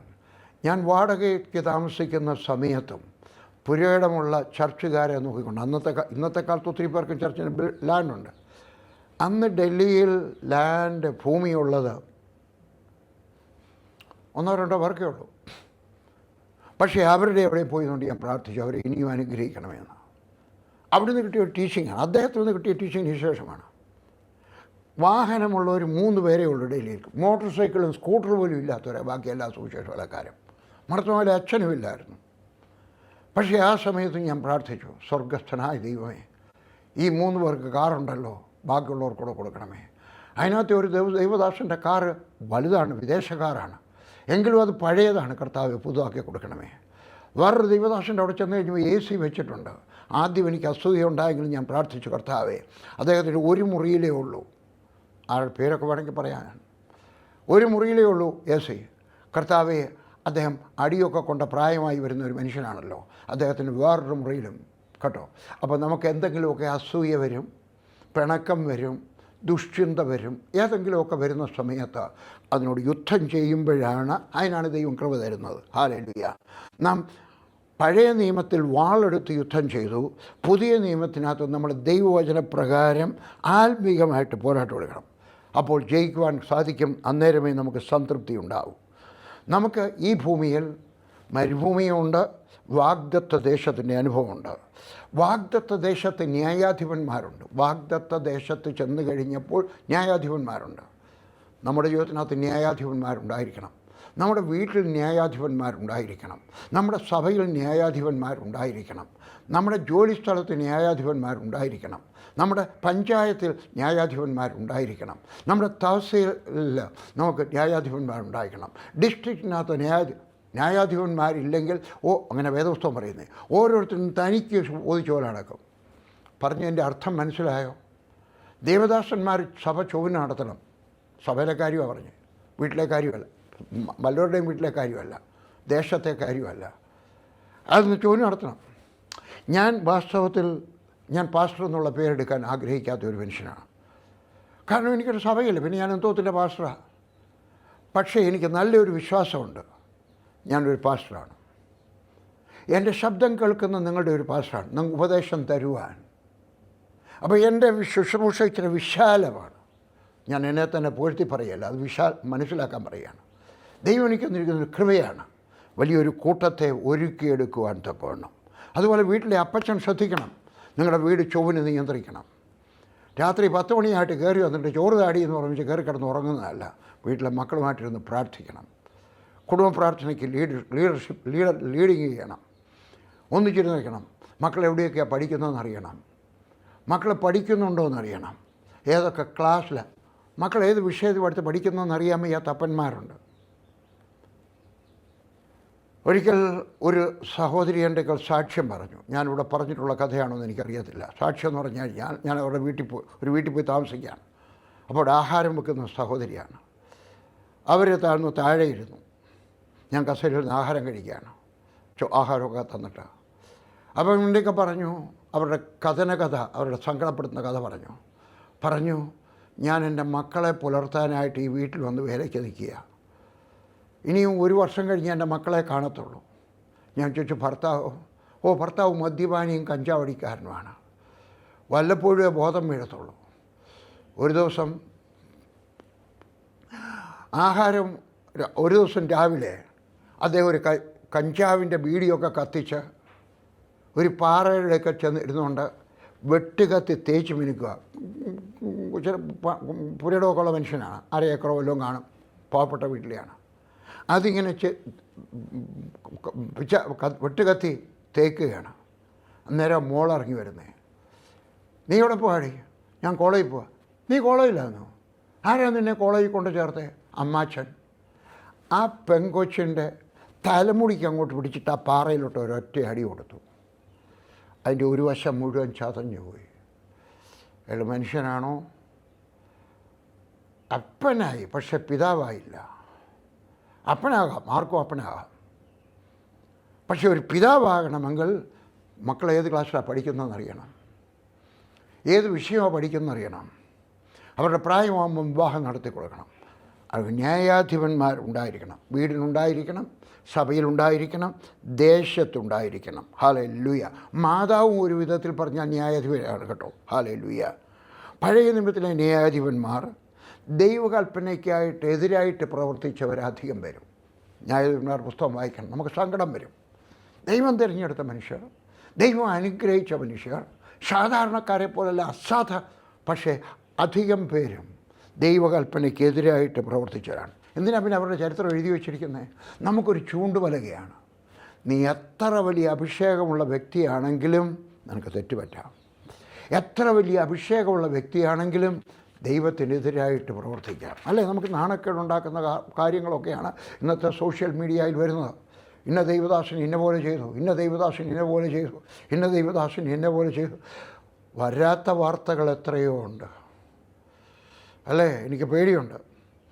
ഈ സോഷ്യൽ മീഡിയയിൽ ഒരു കാര്യമുണ്ട്. ആരെങ്കിലും ഒരാളിനെ ഒരാൾ ഒരു 2-3 പെൺകുട്ടികളൊക്കെ വൃത്തികേട് കാണിച്ചു എന്ന് വിചാരിച്ചു, തുറന്ന് പറയുകയാണ്. ആദ്യമൊന്നും ആരും പറയത്തില്ല, പക്ഷേ 2-3 ഒക്കെ കഴിയുമ്പോൾ ഒരാൾ പറയുന്നത് എൻ്റെ കാണിച്ചു. അന്നേരം വേറൊരാൾ പറയും, അതിന് പറഞ്ഞത് മീ ടു എന്നാണ് അങ്ങനെ പറയുന്നത്. എനിക്കൊരു ഭയമുണ്ട്. ദൈവദാസന്മാരുടെ കാര്യം ആരെങ്കിലും മീ ടു പറഞ്ഞെങ്കിലോ ആളുകൾ കളിപ്പിക്കുന്നു, പണം വെട്ടിച്ചുകൊണ്ട് പോകുന്നു. എൻ്റെ തെളിവുണ്ട് കേട്ടോ. എനിക്ക് പ്രാർത്ഥനാ റിക്വസ്റ്റ് വരും. ഒരു മർത്തോമക്കാരി പെങ്കൊച്ച് എനിക്ക് വിളിച്ചു പറയാം, നിങ്ങളുടെ സഭയിലുള്ള ഒരാളാണ് എന്നെ ചോദിച്ചാൽ അവരുടെ വിചാരം പെന്തിക്കോസുകാരെല്ലാവരും ഒരു സഭയാണെന്ന്, ഈ മർത്തോമായിലെ പോലെ. അവരുടെ വീട് കൊണ്ടുപോയി, വിറ്റു, വാടകയ്ക്ക് കൊടുത്ത വീടാണ്. ഞാനീ പറയുന്നു, മീ ടു വരാതെ ഇരിക്കട്ടെ. ചിലപ്പോൾ വിചാരിച്ചു വന്നെങ്കിലും നല്ല, വേണ്ട. ഹല്ലേലൂയ. അതുകൊണ്ട് ഒത്തിരി പേരും ന്യായാധിപന്മാർ തെറ്റ് ചെയ്തു. അവരുടെ തെറ്റിനകത്ത് എഴുതി വെച്ചിരിക്കുക നമുക്ക് പഠിക്കാനാണ്. അതുകൊണ്ട് തെറ്റ് ചെയ്യരുത്, ആരെയും ചതിക്കരുത്. ആരെങ്കിലും ചതിച്ചിട്ടുണ്ടെങ്കിൽ അവർ രൂപ തിരിച്ചു കൊടുക്കണം. രൂപ വാങ്ങിച്ചിട്ടുണ്ടെങ്കിൽ തിരിച്ചു കൊടുക്കണം. ഏതെങ്കിലും പെൺകുട്ടികളോട്, പുരുഷന്മാരോട് തെറ്റ് ചെയ്തിട്ടുണ്ടെങ്കിൽ ക്ഷമ ചോദിച്ചിട്ട് വിടുതൽ പ്രാപിക്കണം. കിട്ടും. നമുക്ക് ശരിയായിട്ടുള്ള പോസിറ്റീവായിട്ടുള്ള അനുഗ്രഹം പ്രാപിച്ച ഒരു ന്യായാധിപനെ നമുക്ക് ശ്രദ്ധിക്കാം. ന്യായാധിപന്മാരുടെ പുസ്തകം 6-ാം അധ്യായം. ന്യായാധിപന്മാരുടെ പുസ്തകം എവിടെയാണ്? വെളിപ്പാട് പുസ്തകത്തിന് കുറച്ച് മുമ്പാണ്. തപ്പിക്കൊണ്ട് നടന്നാൽ എവിടെയെങ്കിലും കിട്ടാതിരിക്കത്തില്ല. എൻ്റെ ബൈബിളിനകത്ത് 360-ാമത്തെ പേജിലാണ്. നിങ്ങളുടെ ഇരിക്കുന്ന ബൈബിൾ ആയിരിക്കത്തില്ല. ഇത് വേറൊരു പ്രൈവറ്റ് പബ്ലിഷേഴ്സിൻ്റെയാണ്, പ്രീമിയറുകാരുടെയാണ്. 360-ാമത്തെ പേജിലാണ്. 6-ാമത്തെ അധ്യായം, അതിൻ്റെ 1-ാമത്തെ വാക്യം. ഇസ്രായേൽ മക്കൾ പിന്നെയും യഹോവയ്ക്ക് അനിഷ്ടമായുള്ളത് ചെയ്തു. യഹോവ അവരെ 7 സംവത്സരം മിദ്യാൻ്റെ കയ്യിൽ ഏൽപ്പിച്ചു. നിങ്ങൾ വിചാരിക്കും ഞാൻ വല്ലതും ദുരുപദേശം ഉണ്ടായിട്ടാണോ? വേറൊരു ബൈബിൾ സൊസൈറ്റിയുടെ അല്ലാത്ത ബൈബിൾ സൊസൈറ്റിയുടെ പുസ്തകമാണ് ഞാൻ വായിക്കുന്നത്. അതുതന്നെ അവർ പ്രസിദ്ധീകരിച്ചെന്നുള്ളതേ ഉള്ളൂ. അല്ലാതെ എനിക്ക് ദുരുപദേശമൊന്നുമില്ല. ബൈബിൾ സൊസൈറ്റിയുടെ 66 പുസ്തകവും ദൈവത്തിൻ്റെ വചനമാണെന്നും നമുക്കാവശ്യമായിട്ടുള്ള ഉപദേശങ്ങളെല്ലാം അതിനകത്തുണ്ടെന്നും ഞാൻ വിശ്വസിക്കുന്നു. ഒന്നാമത്തെ വാക്യം, ഇസ്രായേൽ മക്കൾ പിന്നെയും യഹോവയെ കണ്ടോ, പിന്നെയും അവരിതുവരെ ചെയ്തുകൊണ്ടിരിക്കുക. അവർ പിന്നെയും അനിഷ്ടമായിട്ടുള്ളത് ചെയ്തു. യഹോവ അവരെ 7 സംവത്സരം മിദ്യാൻ്റെ കയ്യിൽ ഏൽപ്പിച്ചു, ശിക്ഷിച്ചു. ദൈവത്തിൻ്റെ കൽപ്പന ലംഘിച്ചു കഴിയുമ്പോൾ ദൈവമാണ് അവർ, നേരത്തെ പറയുന്നുണ്ട് 40 വർഷം അല്ലേ, അതിൻ്റെ നേരത്തെ വാക്യം. പിന്നെ ദേശത്തിന് 40 സംവത്സരം സ്വസ്ഥതയുണ്ടായി. 40 വർഷം കൊണ്ട് തെറ്റിപ്പോയി. അയ്യോ എൻ്റെ കർത്താവ്. പിന്നെ മുമ്പുണ്ടായത് നിൻ്റെ അപ്പച്ചന് പറ്റിയത്, വലിയപ്പച്ചന് പറ്റിയത്, അപ്പുറത്തെ അപ്പച്ചന് പറ്റിയത്, അപ്പുറത്തെ വീട്ടുകാർക്ക് പറ്റിയത്, ഇപ്പുറത്തെ വീട്ടുകാർക്ക് പറ്റിയതൊക്കെ അറിയാൻ വയ്യായോ? എന്തിനാണ് നീയും അതേ അബദ്ധം വീണ്ടും അവൻ പാപം ചെയ്തു? അതുകൊണ്ട് ദൈവം അവർ 7 വർഷത്തേക്ക്, ദൈവം നിശ്ചയിക്കുന്നത് എത്ര വർഷത്തേക്ക് ചെയ്യണം, 40 ആണോ 7 ആണോ 11 ആണോ, ദൈവത്തിങ്ങനെയാണ്. മിദ്യാൻ എന്നുള്ള വാക്കിൻ്റെ അർത്ഥം വേണമെങ്കിൽ വേദപുസ്തകത്തിൻ്റെ സൈഡിലെങ്കിലും എഴുതി വെച്ചാട്ട് എന്തെങ്കിലും പ്രയോജനപ്പെടും. കലഹം, തർക്കം, അവരുടെ കീഴിൽ അവരെ അടിമകളാക്കി കൊടുത്തതാണ്. അവരുടെ കീഴിലാണ് അവരെ അറ്റാക്ക് ചെയ്യാനായിട്ട് ഏൽപ്പിച്ചത് അല്ലേ. മിദ്യാൻ നശിപ്പിക്കുന്നവൻ, മൂന്നർത്ഥമാണ് അല്ലേ. കലഹം, തർക്കം, ഇതുകൊണ്ട് നശിപ്പിക്കുകയാണ്. ഞാൻ ഒരു ചോദ്യം ചോദിക്കുകയാണ്, നിങ്ങളുടെ വീട്ടിലും കലഹമുണ്ടോ? നിങ്ങളുടെ സഭയിലും കലഹമുണ്ടോ? നിങ്ങളുടെ സംഘടനയിലും കലഹമുണ്ടോ? ഞാൻ നേരത്തെ പറഞ്ഞ അടുത്ത കാലത്ത് ഒന്ന് പറഞ്ഞു, ഞങ്ങളുടെ സംഘടനയിൽ ഇന്ന് വരെ കലഹം ഉണ്ടായിട്ടില്ല. 54 വർഷമായി, ഇന്ന് വരെ കലഹം ഉണ്ടായിട്ടില്ല. ഞാനിങ്ങനെ പറയും, ഞാൻ മരിച്ചു കഴിഞ്ഞിട്ടും ഒരു 10-40 വർഷത്തേക്ക് കലഹം ഉണ്ടാകത്തില്ല. കാരണം ഞാൻ കെട്ടിപ്പടുത്ത് വന്നിരിക്കുന്നതായിട്ടുള്ള അടിത്തറ അതാണ്. അതിനുശേഷമുള്ളത് എനിക്ക് പറയാനൊക്കത്തില്ല. ഞാൻ നിങ്ങളുടെയൊക്കെ പറയുന്നു, നിങ്ങളുടെ വീട്ടിലും കലഹം ഉണ്ടാകുന്നെങ്കിൽ, തർക്കം ഉണ്ടാകുന്നെങ്കിൽ, എന്തെങ്കിലും ഒന്ന് നശിപ്പിക്കുന്നതായിട്ടുണ്ടെങ്കിൽ നിങ്ങളും ദൈവത്തോട് ചോദിക്കണം, കർത്താവെ ഞാൻ എവിടെ നിയമം ലംഘിച്ചതുകൊണ്ടാണ്, എവിടെയാണ് ഞാൻ പാപം ചെയ്തുകൊണ്ടാണ് വന്നിരിക്കുന്നത് കണ്ടോ. അവർ പിന്നെയും പാപം ചെയ്തു കഴിയും. ഏത് പാപം കൊണ്ടാണ് വന്നത്? ഞാൻ ഇന്ന് രാവിലെ ഒരു 5-6 എഴുത്തെഴുതി രാവിലെ. ആ എഴുത്തെഴുതുന്ന സമയത്ത് ഞാനിങ്ങനെ എഴുതി, നിങ്ങളുടെ വീട്ടിനകത്ത് നിങ്ങളുടെ അനുഗ്രഹത്തെ നശിപ്പിക്കുന്നതായിട്ടുള്ള യാതൊരു ദുഷ്ടാത്മശക്തിയും കയറി വരാതെ വണ്ണം നിങ്ങളുടെ വാതിലുകൾ, പിശാചിന് കയറി വരാനുള്ള വാതിലുകൾ അടഞ്ഞു കിടക്കട്ടെ. ശാപം, ശാപകാരണം, പാപം, പാപകാരണം, ഇതൊക്കെ കയറി വരാൻ നോക്കും. അപ്പോൾ ചിന്തിക്കണം, എന്തുകൊണ്ട് ഇത് കയറി വന്നു? ഇതെവിടെയാണ് ഇതിൻ്റെ കാരണം എന്താണ്? അതുകൊണ്ട് മിദ്യാന്യർ അവരെ ഏൽപ്പിച്ചു. അതുകൊണ്ട് എന്ത് പറ്റി? 2ാമത്തെ വാക്യം, മിദ്യാൻ ഇസ്രായേലിന്മേൽ ആധിക്യം പ്രാപിച്ചു. ഇസ്രായേൽ മക്കൾ മിദ്യാന്യരുടെ നിമിത്തം പർവ്വതങ്ങളിലെ ഗുഹകളും ദുർഗങ്ങളും ശരണമാക്കി. ഗുഹയെ പോയി താമസിക്കേണ്ടി വന്നു അവരെ പേടിച്ചിട്ട്. എന്താ? ദൈവത്താൽ അനുഗ്രഹിക്കപ്പെട്ടവർ, ദൈവം പറഞ്ഞിട്ട് മിസ്രൈമിൽ നിന്ന് പുറപ്പെട്ടു വന്നിട്ട് വാഗ്ദത്ത ദേശത്ത് വന്നവർ. എന്തുകൊണ്ട്? പാപം കാരണം. പാപത്തിന് ശക്തിയുണ്ട്. നിങ്ങൾ വിചാരിക്കുക അത് വലിയൊരു പാപമൊന്നും അല്ല, പലരെയൊക്കെ കുറ്റമൊക്കെ പറഞ്ഞത് വരും. ഒരിക്കൽ ഞാൻ രക്ഷിക്കപ്പെട്ട പട്ടാളത്തിലാണ്. അന്ന് മേച്യൂരിറ്റിയുള്ള ബൈബിൾ കോളേജിൽ പഠിച്ച 2 പേര് പാസ്റ്റർമാരിരുന്നുണ്ട്. മറ്റുള്ളവരുടെ കുറ്റം പറയാനും, മറ്റുള്ള ദൈവദാസന്മാർ. അപ്പം ഞാൻ പുതുതായിട്ട് രക്ഷിക്കപ്പെട്ടിട്ട് വന്നതേ ഉള്ളൂ. ഞാൻ പറഞ്ഞു, നമ്മൾ അവരെ പറ്റി എന്തിനാണ് ന്യായം വിധിക്കുന്നത്? വലിയ ദൈവദാസന്മാരും അങ്ങനെ ചെയ്യും. നമ്മളെന്തെങ്കിലും ചെയ്യുന്നതിന് ഒരു ഉപാധി കണ്ടുപിടിക്കുകയല്ല, അതിനൊരു മുടന്തൻ ന്യായം കണ്ടുപിടിക്കുകയല്ല, അതിനെ ന്യായീകരിക്കാൻ ശ്രമിക്കുകയല്ല. അത് തെറ്റാണെന്ന് തോന്നിയാൽ അതിനകത്തുനിന്ന് അകന്നു നിൽക്കണം. ഏതെങ്കിലും ഒരു സിനിമ കാണുന്നത്, എല്ലാ സിനിമയും പാപമാണെന്ന് ഞാൻ പറയുന്നില്ല, ഏതെങ്കിലും ഒരെണ്ണം കാണുന്നത് തെറ്റാണെങ്കിൽ, കള്ളു കുടിക്കുന്നത്, ഇന്ന് കള്ളുകൂടി കൂടി വരികയാണ്, വിശ്വാസികളുടെ ഇടയിലും കൂടി വരിക. എന്താണെന്ന് ചോദിച്ചാൽ പറയും ഉറക്കത്തിന് നല്ലതാ. ഞാൻ വേറെ കുറച്ചുകൂടെ കാര്യങ്ങൾ പറഞ്ഞുതരാൻ വേണയാണ്. ഇല്ല, എന്തുമാത്രം പാപത്തോട് അടുക്കാമെന്ന് ചിന്തിക്കുന്നതിനേക്കാൾ എത്രമാത്രം അകന്നു നിൽക്കുന്നതാണ് നല്ലതെന്ന് ചിന്തിക്കണം. ഞാനൊരു ഒഴിഞ്ഞ കള്ളുകുപ്പി പോലും വീട്ടിൽ വെക്കാത്ത മനുഷ്യനാണ്. പാപത്തോട് ഞാൻ എന്തുമാത്രം അകന്നു നിൽക്കാൻ ക്ഷമിക്കാൻ ഒക്കുമോ അത്രയും ശ്രമിക്കുന്ന കൂട്ടത്തിലാണ്. ഒരു ദിവസം ലില്ലി ഇല്ലാത്ത സമയം, ലില്ലി എവിടെയാണ് പോയിരിക്കുക? പ്രസംഗിക്കാൻ പോയിരിക്കുക. ഇപ്പോൾ ലില്ലി പ്രസംഗിക്കാൻ പോയതല്ല, മക്കളെ കാണാൻ പോയിരിക്കുകയാണ്. ഒരിക്കൽ ലില്ലി പ്രസംഗിക്കാൻ പോയിരിക്കുന്ന സമയത്ത് ഞാൻ വീടൊക്കെ ഒന്ന് ശുദ്ധീകരിക്കാമെന്ന് വിചാരിച്ചു. ആത്മീകമായിട്ട് ശുദ്ധീകരിക്കാനാണ്. ഞാനിങ്ങനെ 4 വശത്തും നോക്കി. എൻ്റെ ദൈവത്തിനെ കോപിപ്പിക്കുന്ന, ദൈവത്തെ ഡിസ്റ്റർബ് ചെയ്യുന്ന എന്തെങ്കിലും ഉണ്ടോ? ഞാൻ കൂടെ പരിശോധിക്കും. അങ്ങനെ പരിശോധിച്ചപ്പോഴാണ് ലില്ലിക്ക് കിട്ടിയ ഒരു അവാർഡ് അവിടെ ഭിത്തി കിടക്കുന്നു. ഒരു അവാർഡാണ്. അമേരിക്കയിൽ ഹഗ്ഗായി ഇൻസ്റ്റിറ്റ്യൂട്ടിൽ പഠിക്കാൻ പോയപ്പോൾ അവിടുത്തെ സെക്കൻഡ് ബെസ്റ്റ് സ്റ്റുഡൻ്റായിട്ട് ലില്ലി പാസ്സായി. അപ്പോൾ അവർ കൊടുത്തതാണ് ഒരു ബൈബിളും വലിയൊരു അവാർഡ്, മാർബിളിനകത്ത് കുത്തിയ, വില കൂടിയതാണ്, $265 എങ്ങാണ്ടായിരുന്നു അതിൻ്റെ വില. അതിനകത്തൊരു ബൈബിളിനകത്തെ വാക്യമുണ്ട്. ക്രിസ്ത്യൻ സംഘടനയാണ് ഹഗ്ഗായി ഇൻസ്റ്റിറ്റ്യൂട്ട്, അവർ കൊടുത്തതാണ്. അതിനകത്ത് ബൈബിളിൻ്റെ പടമുണ്ട്, ബൈബിളിൻ്റെ ഒരു വാക്യമുണ്ട്, നല്ല കുറച്ച് പൂക്കളുടെ എല്ലാം നല്ല കളർഫുൾ ഉണ്ടാക്കിയതാണ്. ഞാൻ പെട്ടെന്ന് ചിന്തിച്ചു, അതിനകത്തൊരു കുരിശുമുണ്ട്. നിങ്ങൾ പിണങ്ങരുതെങ്കിൽ ഞാൻ വിചാരിച്ചു, ഈ കുരിശിൻ്റെ രൂപം ഒരു ബിംബമാണോ അല്ലെന്ന് എനിക്ക് പറയാനൊക്കും. ഒരു യഹൂദനോട് ചോദിച്ചാൽ, ഒരു മുസ്ലിമിനോട് ചോദിച്ചാൽ അവർ പറയും ബിംബമാണ്. ഞാനിതെടുത്ത് വെളിയിൽ കളഞ്ഞു. ലില്ലിയുടെ അവാർഡാണ്, മാന്യമായ ഒരു അവാർഡാണ്. 10 പേരൊക്കെ പറയാനൊക്കും. ഞാൻ ഹഗ്ഗായി ഇൻസ്റ്റിറ്റ്യൂട്ട് പഠിക്കാൻ പോയപ്പോൾ അവിടെ 10, 60, 70 ആളുകൾ ഉണ്ടായിരുന്നതിനകത്ത് ഞാൻ 2ാമതായിട്ട് ജയിച്ചു. പ്രസംഗിക്കാനും എല്ലാം പല വിധത്തിലാണ് പ്രസംഗം. അതിനകത്ത് എനിക്ക് കിട്ടി. ലില്ലി വരുന്നത് വരെ കാത്തിരുന്നില്ല. എനിക്ക് ലില്ലി അറിയാവുന്നത് കൊണ്ടാണ് കേട്ടോ.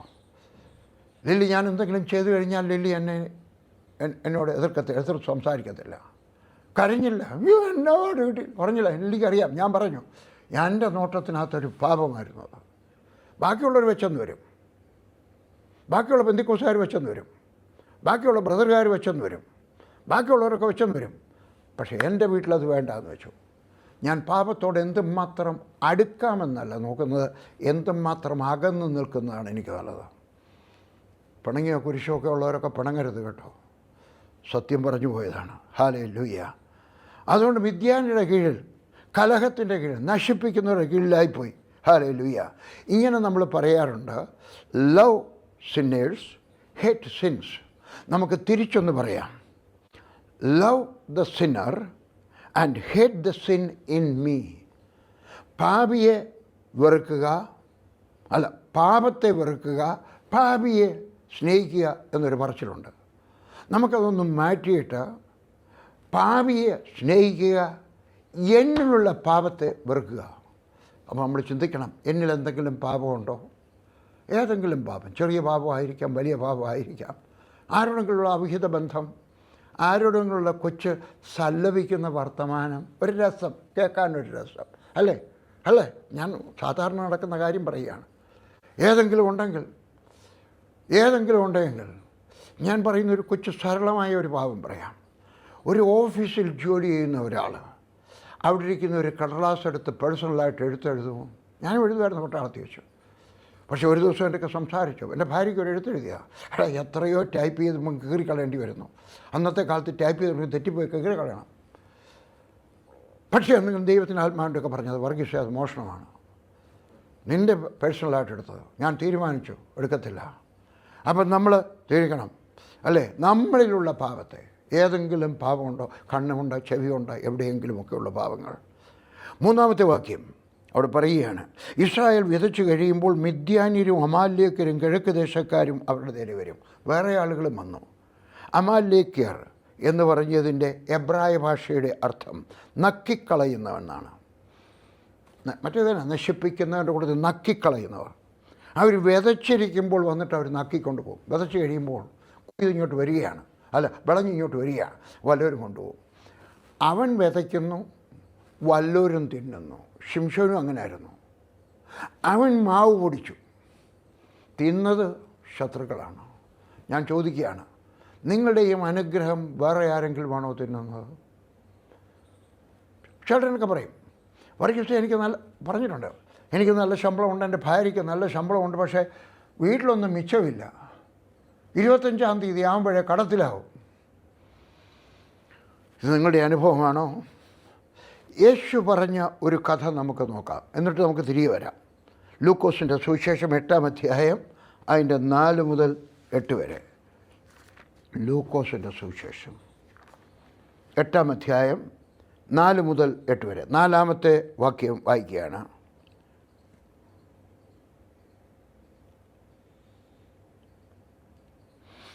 4-ാമത്തെ വാക്യം വായിക്കുകയാണ്. പിന്നെ വലിയൊരു പുരുഷാരവും ഓരോ പട്ടണത്തിൽ നിന്ന് അവൻ്റെ അടുക്കൽ വന്നവരും ഒരുമിച്ച് കൂടിയപ്പോൾ അവൻ ഉപമയായിട്ട് പറഞ്ഞത്, വിതയ്ക്കുന്നവൻ വിത്ത് വിതയ്ക്കുവാൻ പുറപ്പെട്ടു. വിത്ത് വിതയ്ക്കുന്നത് വാസ്തവത്തിൽ യേശുവാണ്. പക്ഷേ അവന് കുറച്ച് വേലക്കാരെ വേണം. അപ്പോൾ ചിലപ്പോൾ പ്രസംഗിക്കുന്നത് ഞാനായിരിക്കാം, വേറൊരാളായിരിക്കാം, ആരെങ്കിലും ആയിരിക്കാം. വിത്ത് വിതയ്ക്കുന്നവൻ പുറപ്പെട്ടു, അത് ക്രിസ്തുവാണ്. പക്ഷേ അവന് വേലക്കാരുമുണ്ട്. ക്രിസ്തുവിൻ്റെ വചനം പ്രസംഗിക്കുന്നവർ പുറപ്പെട്ടു. ഞാനും നീയും പോണം കേട്ടോ, അല്ലേ? നമ്മൾ കുടുംബ പ്രാർത്ഥനയിലിരുന്നാൽ മാത്രം പോരാ, നമ്മളും വചനം പ്രസംഗിക്കണം. നിങ്ങളായിരിക്കുന്ന സ്ഥാനത്ത്, ഇനി പറയുന്നത് കേട്ടോ, നിങ്ങളായിരിക്കുന്ന സ്ഥാനത്ത് യേശുവിനെപ്പറ്റി കേൾക്കാത്ത, യേശു തരുന്ന രക്ഷയെപ്പറ്റി കേൾക്കാത്ത ഒരാൾ പോലും പാടില്ല. ഞാൻ നേരത്തെ പറഞ്ഞാണ്, 1-2 പ്രാവശ്യം പറഞ്ഞാണ്. ഞാൻ വരുന്ന ഒരു കൊച്ചു ഗ്രാമത്തിൽ നിന്നാണ്. അന്ന് ഞാൻ രക്ഷിക്കപ്പെടുന്ന സമയത്ത് അവിടെ എത്ര വീട് കാണും? കൂടിപ്പോയാലും ഒരു 100 വീട് കാണും. പക്ഷേ എനിക്കൊരാഗ്രഹം തോന്നി, എൻ്റെ വീട് ഒരു 4-5-6-7 ക്രിസ്ത്യാനികളേ ഉള്ളൂ. ബാക്കിയുള്ളതൊക്കെ അക്രൈസ്തവരാണ്, മുസ്ലിങ്ങളില്ലാത്തൊരു സ്ഥലമാണ്. ഇപ്പോഴും അവിടെ ഇല്ലെന്നാണ് എൻ്റെ വിചാരം. അപ്പം ഞങ്ങളവിടെ ചെന്നു. ഞാനവിടെ നോക്കി, എൻ്റെ ദൈവം ഇവിടെ ആരും സുവിശേഷം പറയുന്നവരില്ലല്ലോ. ഞാനൊരു 100 പുതിയ നിയമം വാങ്ങിച്ചിട്ട് ഒരു സുവിശേഷ വിലക്കാരന് കൊടുത്തു. അപ്പോൾ അസംബ്ലി സ്കൂളുകാരൊരു വേല തുടങ്ങി. ഞാൻ അദ്ദേഹത്തിന് ആ പുതിയ നിയമം കൊടുത്തു. എന്നിട്ട് എൻ്റെയൊക്കെ ഞാൻ പറഞ്ഞു, സഹോദര, ഇത് ഇവിടെയുള്ള ഓരോ വീടുകളിലും കൊണ്ടുപോയി കൊടുക്കണം. അസംബ്ലി സ്കൂളുകാർ അവരുടെ ബൈബിൾ സ്കൂളിലെ വിദ്യാർത്ഥികളെ അയച്ചു കൊടുത്തു. സമ്മർ അവധിക്ക് കാലത്ത് ഓരോ വീട്ടിലും കൊടുത്തിട്ട് പറയണം, ഇത് പാപ്പി സാറിൻ്റെ മോൻ PG വറീസ് തന്നാണ്, സൗജന്യമാണ് വെച്ചാട്ട്. അല്ല ആരെങ്കിലും രൂപ തന്നാൽ വാങ്ങിച്ചോ, ചോദിക്കരുത്. ഫ്രീ ആയിട്ട് സൗജന്യമായിട്ട് ലഭിച്ചു, സൗജന്യമായിട്ട് കൊടുക്കും. ഞാൻ അവർക്ക് സൗജന്യമായിട്ട് കിട്ടിയാണ്. ആരെങ്കിലുമൊക്കെ തരുന്ന രൂപ ഉണ്ടെങ്കിൽ അതുകൊണ്ട് പിന്നെയും അന്ന് 2 രൂപയാണ് ഒരു പുതിയ നിയമത്തിന്, നല്ല വലിയ പുതിയ നിയമം. ബാക്കിയോടെ കൊടുക്കണം. എൻ്റെ ഗ്രാമത്തിലുള്ളവരും അടുത്ത ഗ്രാമത്തിലുള്ളവരും എല്ലാവരും ഓരോ പുതിയ നിയമം വാങ്ങിച്ചു. നിങ്ങളുടെ ഗ്രാമത്തിലുള്ളവരും എല്ലാവരും, എനിക്കറിയാം ഇന്ന് പുതിയ നിയമം കൊടുക്കാനൊക്കെ റെസ്ട്രിക്ഷൻ ഉണ്ടെന്ന്, അല്ലേ? പക്ഷേ എങ്കിലും അതിൻ്റെ മധ്യത്തിലും ക്രിസ്മസിന് നമ്മൾ എന്തെങ്കിലും ചെയ്യാം. ഹാപ്പി ക്രിസ്മസ്, ഇതാ യേശുവിൻ്റെ വചനം പഠിച്ചാട്ട് ഒരു പുതിയ നിയമം കൊടുക്കാം, വേറൊരു പുസ്തകം കൊടുക്കാം. മതം മാറ്റണം? അല്ല, മതം മാറ്റാൻ ശ്രമിക്കുകയല്ല. ഞങ്ങൾ ആരെയും മതം മാറ്റിയില്ല. ഒരിക്കൽ എൻ്റെ ഇവിടെ CID വന്നു. ഈ ഓഫീസിലാണോ അപ്പുറത്തെ ഓഫീസിലായിരുന്നോ എനിക്കറിയാൻ വയ്യ. ഇത് പുതിയ ഓഫീസാണ്, ഞാൻ പണിതിട്ടാണ് ഇവിടുന്ന് മാറിയത്. ഞാൻ വന്നു കഴിയുമ്പോൾ എൻ്റെ ചോദിച്ചു, നിങ്ങൾ എത്ര പേരെ കൺവേർട്ട് ചെയ്തിട്ടുണ്ട്? ഞാൻ പറഞ്ഞു, ഇന്ന് വരെ ഒരാളിനെ കൺവേർട്ട് ചെയ്തിട്ടില്ല. ഞാൻ കൺവേർട്ട് ചെയ്യത്തുമില്ല, ഞാൻ കൺവേർട്ട് ചെയ്യുന്നതിനെതിരാണ്. അല്ല, ശരിയല്ലേ? പരിശുദ്ധാത്മാവല്ലേ ചെയ്യുന്നത്, അതുകൊണ്ടാണ് അങ്ങനെ പറഞ്ഞത് കേട്ടോ. അവനൊക്കെ എഴുതി തരാം. ഞാൻ എഴുതി കൊടുത്തു, I never converted anybody into Christianity, I will never do it. അവർക്കത് മനസ്സിലായില്ല. ഞാൻ നിങ്ങളൊക്കെ പറയുന്നു, നിങ്ങളുടെ നാട്ടിൽ യേശുവിനെ പറ്റി കേൾക്കാത്ത ഒരാൾ പോലും പാടില്ല. അതുപോലെ ശ്രമിക്കണം. ഒരു വലിയ പട്ടണം മുഴുവൻ ചെയ്യാനൊക്കത്തില്ല, പക്ഷേ നിങ്ങളുടെ ഏരിയയിൽ, നിങ്ങളുടെ ഗ്രാമത്തിൽ എന്തെങ്കിലുമൊക്കെ ചെയ്യുവാൻ വിതയ്ക്കുന്നവൻ പുറപ്പെടണം. കുടുംബ പ്രാർത്ഥനയിൽ ഇരുന്നാൽ മാത്രം പോരാ, പിന്നെയും പോകണം. ചിലർ സഭയിലൊക്കെ തുള്ളിച്ചാടി ഹല്ലേ ലൂയ, അല്ല വെളിയിലോട്ട് ഇറങ്ങിയൊന്നും തുള്ളിച്ചാടിയാട്ടെ ഹല്ലേ ലൂയ. അങ്ങനെ പറയുകയാണ്. അവൻ പോകുന്ന സമയത്ത് 5-ാമത്തെ വാക്യം എടുത്തു. വിതയ്ക്കുമ്പോൾ ചിലത് വഴിയരികെ വീണിട്ട് ചവിട്ടിപ്പോവുകയും ആകാശത്തിലെ പർവ്വജാതി അതിനെ തിന്നുകളയുകയും ചെയ്തു. വഴിയരികെ വീണു. വഴിയരികെ എന്ന് പറഞ്ഞു കഴിഞ്ഞാൽ നടപ്പാതയാണ്, ഉറച്ച ഭൂമിയാണ്, ലോകത്തെ കാണിക്കുന്നു. മണ്ണിനകത്തേക്ക് കയറത്തില്ല അതിൻ്റെ വേര്. ചിലരുടെ ഹൃദയം അതുപോലാണ്, അല്ലേ? വീട്ടിലായാലും സഭയിലായാലും ചവിട്ടിപ്പോന്നു. വീട്ടിലും ചില മക്കൾ, പിന്നെ അപ്പച്ചന് വേറെ ജോലിയൊന്നുമില്ല, പിന്നെ ഞാൻ വരുന്നില്ല. സഭയിലും അതുപോലെ ആയിരിക്കും. അതൊക്കെ പറയും കേട്ടോ. അയാൾ വലിയ പരീക്ഷനാവാൻ ശ്രമിക്കുകയാണ്. ഇന്നത്തെ കാലത്ത് ഒത്തിരി സഭകളിലും വിശുദ്ധ ജീവിതം പറഞ്ഞാൽ സ്വീകരിക്കുന്നില്ല. അവർക്ക് പിന്നെ ഇഷ്ടം എന്തുവാ, കുറച്ച് കാര്യങ്ങളൊക്കെ പറഞ്ഞാൽ മതി. കൂടുതലുണ്ട്. കള്ളം പറയരുത്, കുറ്റം പറയരുത്, കള്ളം പറയരുത്, കുറ്റം പറയരുത്, മറ്റുള്ളവരോട് കുറ്റം പറയരുത്, അസൂയപ്പെടരുത് എന്നൊക്കെ പറഞ്ഞു കഴിയുമ്പോൾ നമ്മൾ പരീക്ഷനാണെന്ന് പറയും. എന്നെപ്പറ്റി ആരും അങ്ങനെ പറഞ്ഞിട്ടില്ല.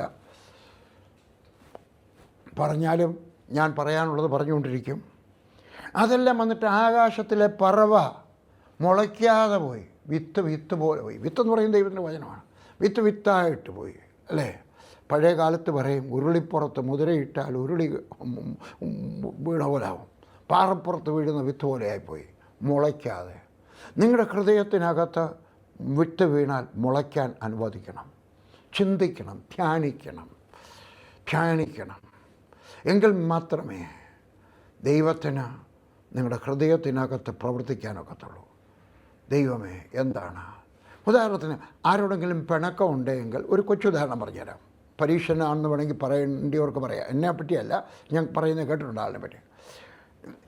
നിങ്ങളോട് ആർക്കെങ്കിലും പിണക്കം ഉണ്ടെങ്കിൽ അവരുടെക്കിൽ അങ്ങോട്ട് പോയി ക്ഷമ ചോദിക്കണം. നിങ്ങളാരെ പിന്നെ പെണ്ണുങ്ങളവരുടെ വീട്ടിലൊക്കെ ഞാൻ പോകാൻ എനിക്ക് വേറെ ജോലിയൊന്നും ഇല്ലയോ? എനിക്കാരും പിണക്കമൊന്നും ഇല്ലല്ലോ. വേദപുസ്തകം പറഞ്ഞാൽ അവനും പിണക്കം ഉണ്ടെങ്കിൽ ചെല്ലണമെന്നാണ് പറയുന്നത്. യേശു പറഞ്ഞാണ്. അപ്പോൾ അത് വേറിറങ്ങാതെ നശിച്ചു പോയി. 6-ാമത്തെ വാക്യം, മറ്റു ചിലത് പാറമേൽ വീണ് മുളച്ചു നനവില്ലായികയാൽ ഉണങ്ങിപ്പോയി. അത് പാറപ്പുറത്താണ് വീണേ, അവിടെ മുളച്ചു വന്നു. പക്ഷേ നനവില്ലാത്ത ഹൃദയമായതുകൊണ്ട് ഞാൻ കുറച്ച് കാന്താരി മുളക് നട്ടു.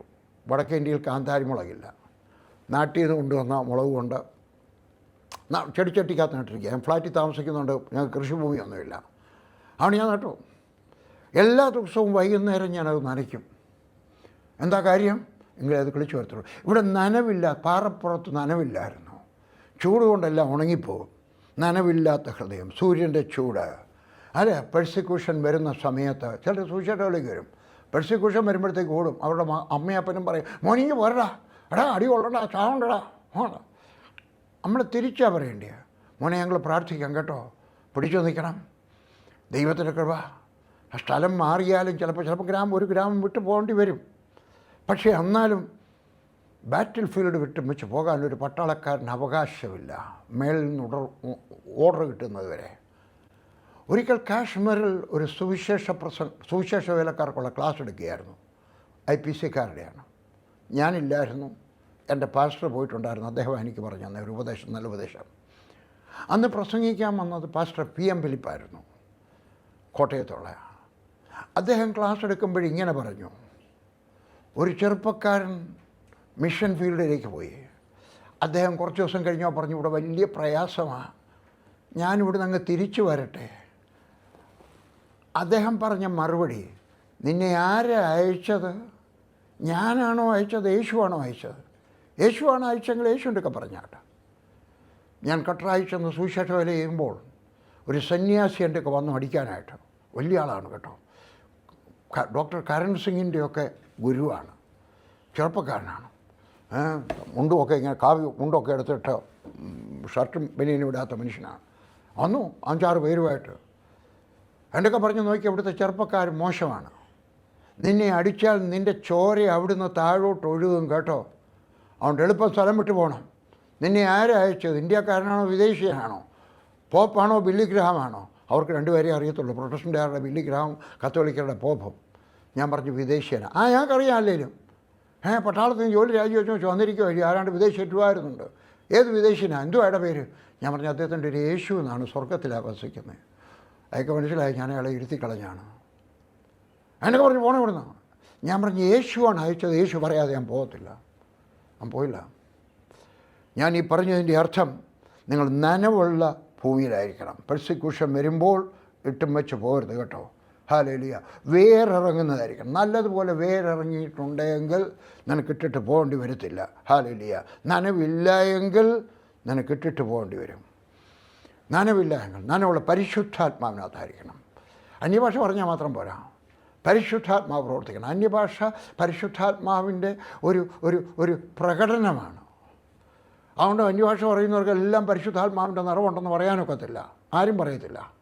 പിന്നെന്ത് വേണം? പരിശുദ്ധാത്മാവ് പ്രവർത്തനം. ഇല്ല, ഞാൻ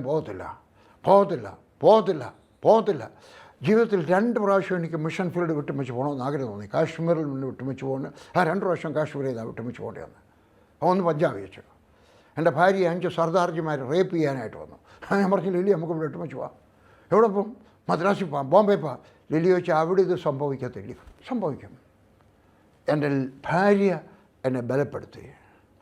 വേറൊരു പ്രാവശ്യം എൻ്റെ ദേഹത്തെല്ലാം കൂറപ്പേൻ കയറി.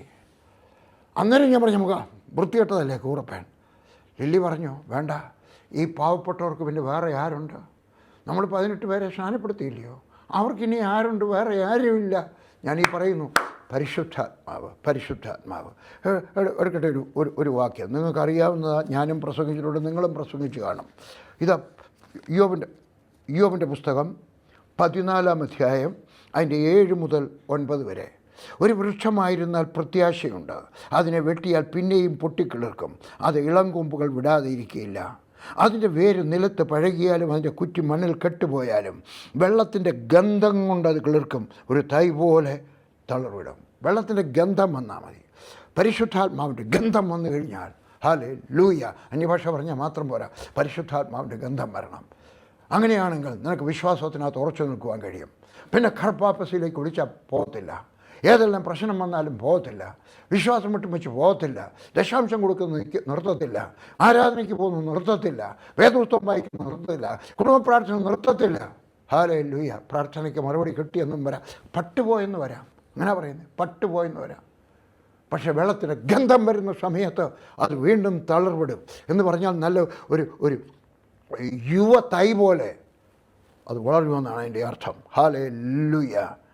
ഇതാ പിന്നെ പറയുകയാണ് 7-ാമത്തെ വാക്യം, ലൂക്കോസിൻ്റെ സുവിശേഷം 7-ാം അധ്യായം 8-ാം അധ്യായത്തിൻ്റെ 7-ാമത്തെ വാക്യം. മറ്റു ചിലത് മുൾച്ചെടികൾക്കിടയിൽ വീണു, മുൾച്ചെടികളും അതോടൊപ്പം വളർന്ന് അതിനെ ഞെരുക്കിക്കളഞ്ഞു. 7-ാമത്തെ മുൾച്ചെടികൾ എന്ന് പറഞ്ഞാൽ ലോകത്തിൻ്റെ ചിന്ത, പാപത്തോടുള്ള സ്നേഹം, ലോകം തരുന്ന ആനന്ദം, രണ്ടും കൂടെ നടക്കത്തില്ല അല്ലേ. ഒന്നുകിൽ അത് അല്ലെങ്കിൽ ഇതാണ്. ഞായറാഴ്ച ആരാധന കഴിഞ്ഞും വെച്ച് വീട്ടിൽ ചെന്ന് കഴിഞ്ഞും വെച്ച് പിന്നെ കാണുന്നത് എന്തോ പ്രോഗ്രാം ടെലിവിഷനകത്ത് അല്ലെങ്കിൽ ഫോണിനകത്ത്, അല്ലെങ്കിൽ ഫോൺ എടുത്ത് കഴിഞ്ഞിട്ട് അപ്പുറത്തെ അന്നാമ്മയ്ക്ക് എന്തോ വിളിച്ചു പറഞ്ഞു, ഈ നമ്മുടെ മറ്റേ അവിടെ ഉണ്ടല്ലോ അവിടെ കണ്ടു, ഇതാണോ? രണ്ടും കൂടെ നടക്കത്തില്ല. ഈ ലോകത്തിൻ്റെ ചിന്ത, ഈ ലോകത്തിൻ്റെ ആനന്ദം, ഇതെല്ലാം കൂടെ നിൻ്റെ വിത്തുകൾ, നിൻ്റെ ഹൃദയത്തിനകത്ത് വീണിരിക്കുന്ന വിത്തുകളെ ഞെരുക്കിക്കളയും. പല ദൈവദാസന്മാരുടെയും ചോദിച്ചു കഴിഞ്ഞാൽ അവർ പറയും, ശനിയാഴ്ച വൈകുന്നേരം ഒരു വഴക്കുണ്ടാവാൻ സാധ്യത കൂടുതലാണെന്ന്. ശനിയാഴ്ച വൈകുന്നേരം എന്താ കാര്യം? ഞായറാഴ്ച കുറ്റബോധമില്ലാതെ പ്രസംഗിക്കാൻ അനുവദിക്കാതിരിക്കാൻ. എനിക്കും ഉണ്ടായിട്ടുണ്ട്, അതുകൊണ്ടാണ് പറയുന്നത്. അതോ എനിക്ക് മാത്രമേ ഉള്ളൂ? അതെനിക്ക് അറിഞ്ഞുകൂടാ. അതുകൊണ്ട് പിശാചിനെ മുള്ളുകൊണ്ട് ഞെരുക്കിക്കളയുവാൻ ശ്രമിക്കും. 8-ാമത്തെ വാക്യം 8-ന്റെ 8. മറ്റു ചിലത് നല്ല നിലത്ത് വീണ് മുളച്ച് 100 വീണി ഫലം കൊടുത്തു. ഇത് പറഞ്ഞിട്ട് അവൻ കേൾക്കാൻ ചെവിയുള്ളവൻ കേൾക്കട്ടെ എന്ന് വിളിച്ചു പറഞ്ഞു. ചെവിയുള്ളവൻ കേൾക്കട്ടെ. വേറെ ചേർത്തുകൊണ്ട് ചെവികളുള്ളവൻ, ഇയേഴ്സ്, ചെവിയുള്ളവൻ. അപ്പോൾ ഒരു ചെവി ഉണ്ടെങ്കിലും കേൾക്കണം, 2 ചെവി ഉണ്ടെങ്കിലും കേൾക്കണം. കേൾക്കാൻ കഴിവുള്ളവർ, കേൾക്കാൻ, ദൈവത്തിൻ്റെ ശബ്ദം കേൾക്കാൻ ചെവി തുറന്നിരിക്കുന്നവർ. നമ്മുടെ ചെവി തുറന്നിരിക്കണം, ദൈവത്തിൻ്റെ ശബ്ദം കേൾക്കാൻ ചെവി തുറന്നിരിക്കുന്നവരായിരിക്കണം. ഹല്ലേലൂയ. എത്യോപ്യൻ സിറിയൻ ബൈബിളിനകത്ത് പറഞ്ഞു, ഞാൻ പല ബൈബിളും നോക്കും കേട്ടോ. പഴയ കാലത്തെ ബൈബിളുകളൊന്നാണ് Arabic Bible, Ethiopian Bible, Syrian Bible. പഴയ കാലത്തെ ബൈബിളുകളൊന്നാണ്. അതിനകത്ത് ഇരിക്കുന്നത് ചിലത് ഗുഡ് ബ്യൂട്ടിഫുൾ ഗ്രൗണ്ട്, നല്ല നിലത്ത്, സൗന്ദര്യമുള്ള നിലത്ത്, കല്ലുകളൊക്കെ പെറുക്കിക്കളഞ്ഞത്, ഈർപ്പമുള്ളിടത്ത് നമ്മുടെ ഹൃദയം ഗുഡ് ബ്യൂട്ടിഫുൾ ഗ്രൗണ്ട് ആയിരിക്കട്ടെ. നമ്മുടെ ഭവനം അങ്ങനെ ആയിരിക്കട്ടെ, ദൈവത്തിൻ്റെ വചനം കേൾക്കുവാനായിട്ട്. എത്യോപ്യൻ ബൈബിളിനകത്ത് പറയുന്നത്, സിറിയൻ ബൈബിളിനകത്ത് പറയുന്നത് ചില ഹൃദയങ്ങളിൽ പതിഞ്ഞു. എനിക്ക് പറഞ്ഞ് അതിന് പറ്റിപ്പോയി.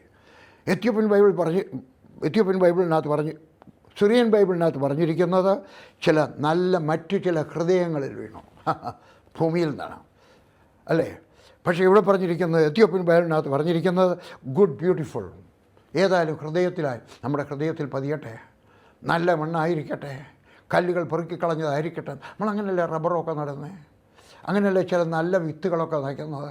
ഞങ്ങൾ റബ്ബർ തൈ നട്ടിട്ടുള്ളവരാണ്. അപ്പോൾ റബ്ബർ തോട്ടത്തിലായതുകൊണ്ട് ഞങ്ങൾക്കറിയാം. ഞങ്ങൾ 2 ഇടത്ത് റബ്ബർ നട്ടിട്ടുണ്ട്. പുരയിടത്ത് നട്ടിട്ടുണ്ട്, പാണയത്ത് പുരയിടത്ത് നട്ടിട്ടുണ്ട്. ഞങ്ങളുണ്ട്. കല്ലുകളൊക്കെ പെറുക്കി നല്ലതുപോലെ ഇട്ട് വളമൊക്കെ ഇട്ട് ഇടി പൗഡറൊക്കെ ഇടേണ്ടതുപോലെ ഇതുപോലെ ദൈവത്തിൻ്റെ വചനം നമ്മുടെ ഹൃദയത്തിനകത്ത്. അവിടെയാണ് 30 മേനി 60 മേനി 100 മേനി വളർന്നു. ചിലയിടത്ത് 30 മേനി, ചിലയിടത്ത് 60 മേനി, ചിലയിടത്ത് 100 മേനി. ചില ഹൃദയങ്ങളിൽ 30 മേനി, ചില ഹൃദയങ്ങളിൽ 60 മേനി, ചില ഹൃദയങ്ങളിൽ 100 മേനി. നമ്മുടെ ഹൃദയം എങ്ങനെയാണോ നമ്മൾ ഈ ഭൂമിയെ ഒരുക്കിയെടുക്കുന്നത്, അതുപോലെ ഫലം കായ്ക്കും. 8-ാമത്തെ വാക്യത്തിൻ്റെ അവസാന ഭാഗത്ത് പറയുകയാണ്, അവൻ കേൾക്കാൻ ചെവിയുള്ളവൻ കേൾക്കട്ടെ എന്ന് വിളിച്ചു പറഞ്ഞു. ഹി ക്രൈഡ്, ഉറക്കെ വിളിച്ചു പറഞ്ഞു. ഹല്ലേലൂയ കേൾക്കാൻ ചെയ്യുന്നത്. വിത്തിൻ്റെ കുഴപ്പമല്ല, മണ്ണിൻ്റെ വ്യത്യാസം. വിത്ത് സെയിമാണ്, പക്ഷേ മണ്ണിൻ്റെ വ്യത്യാസം അല്ലേ. നിങ്ങൾ ഒരേ തരത്തിലുള്ള വിത്ത് എടുത്തുകൊണ്ട് പോയിട്ട് പല വിധത്തിൽ വെച്ചാൽ, ഞങ്ങൾ നെല്ല് വിതയ്ക്കും വയലിനകത്ത്.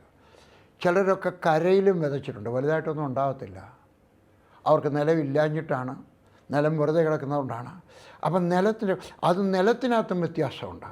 അപ്പം നമ്മുടെ ഹൃദയത്തെ നമ്മൾ ഒരുക്കിയെടുക്കണം. കർത്താവേ, നീ എന്നോട് എന്തെങ്കിലും സംസാരിക്കണമേ, പ്രാർത്ഥിക്കണം. കർത്താവേ, എന്നോട് സംസാരിക്കണമേ. കർത്താവ്, ഈ ആഴ്ചയിൽ എന്തെങ്കിലും ശബ്ദം കേൾക്കുവാൻ ഇടയായിത്തീരണമേ. ഈ മാസത്തിൽ ശബ്ദം കേൾക്കണേ. അത് ചിലപ്പോൾ പാസ്റ്റർ പ്രസംഗിക്കുമ്പോഴായിരിക്കും, പള്ളിയിലെ പട്ടക്കാരൻ പ്രസംഗിക്കുമ്പോഴായിരിക്കും, ടെലിവിഷനകത്ത് കേൾക്കുമ്പോഴായിരിക്കും, ഒരു പുസ്തകം വായിക്കുമ്പോഴായിരിക്കും, അല്ല നടക്കാൻ പോകുമ്പോഴായിരിക്കും.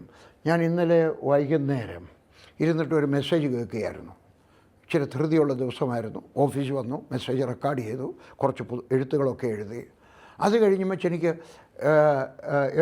6 മുതൽ 8 വരെ ഞാൻ ടെലിഫോൺ എടുക്കും.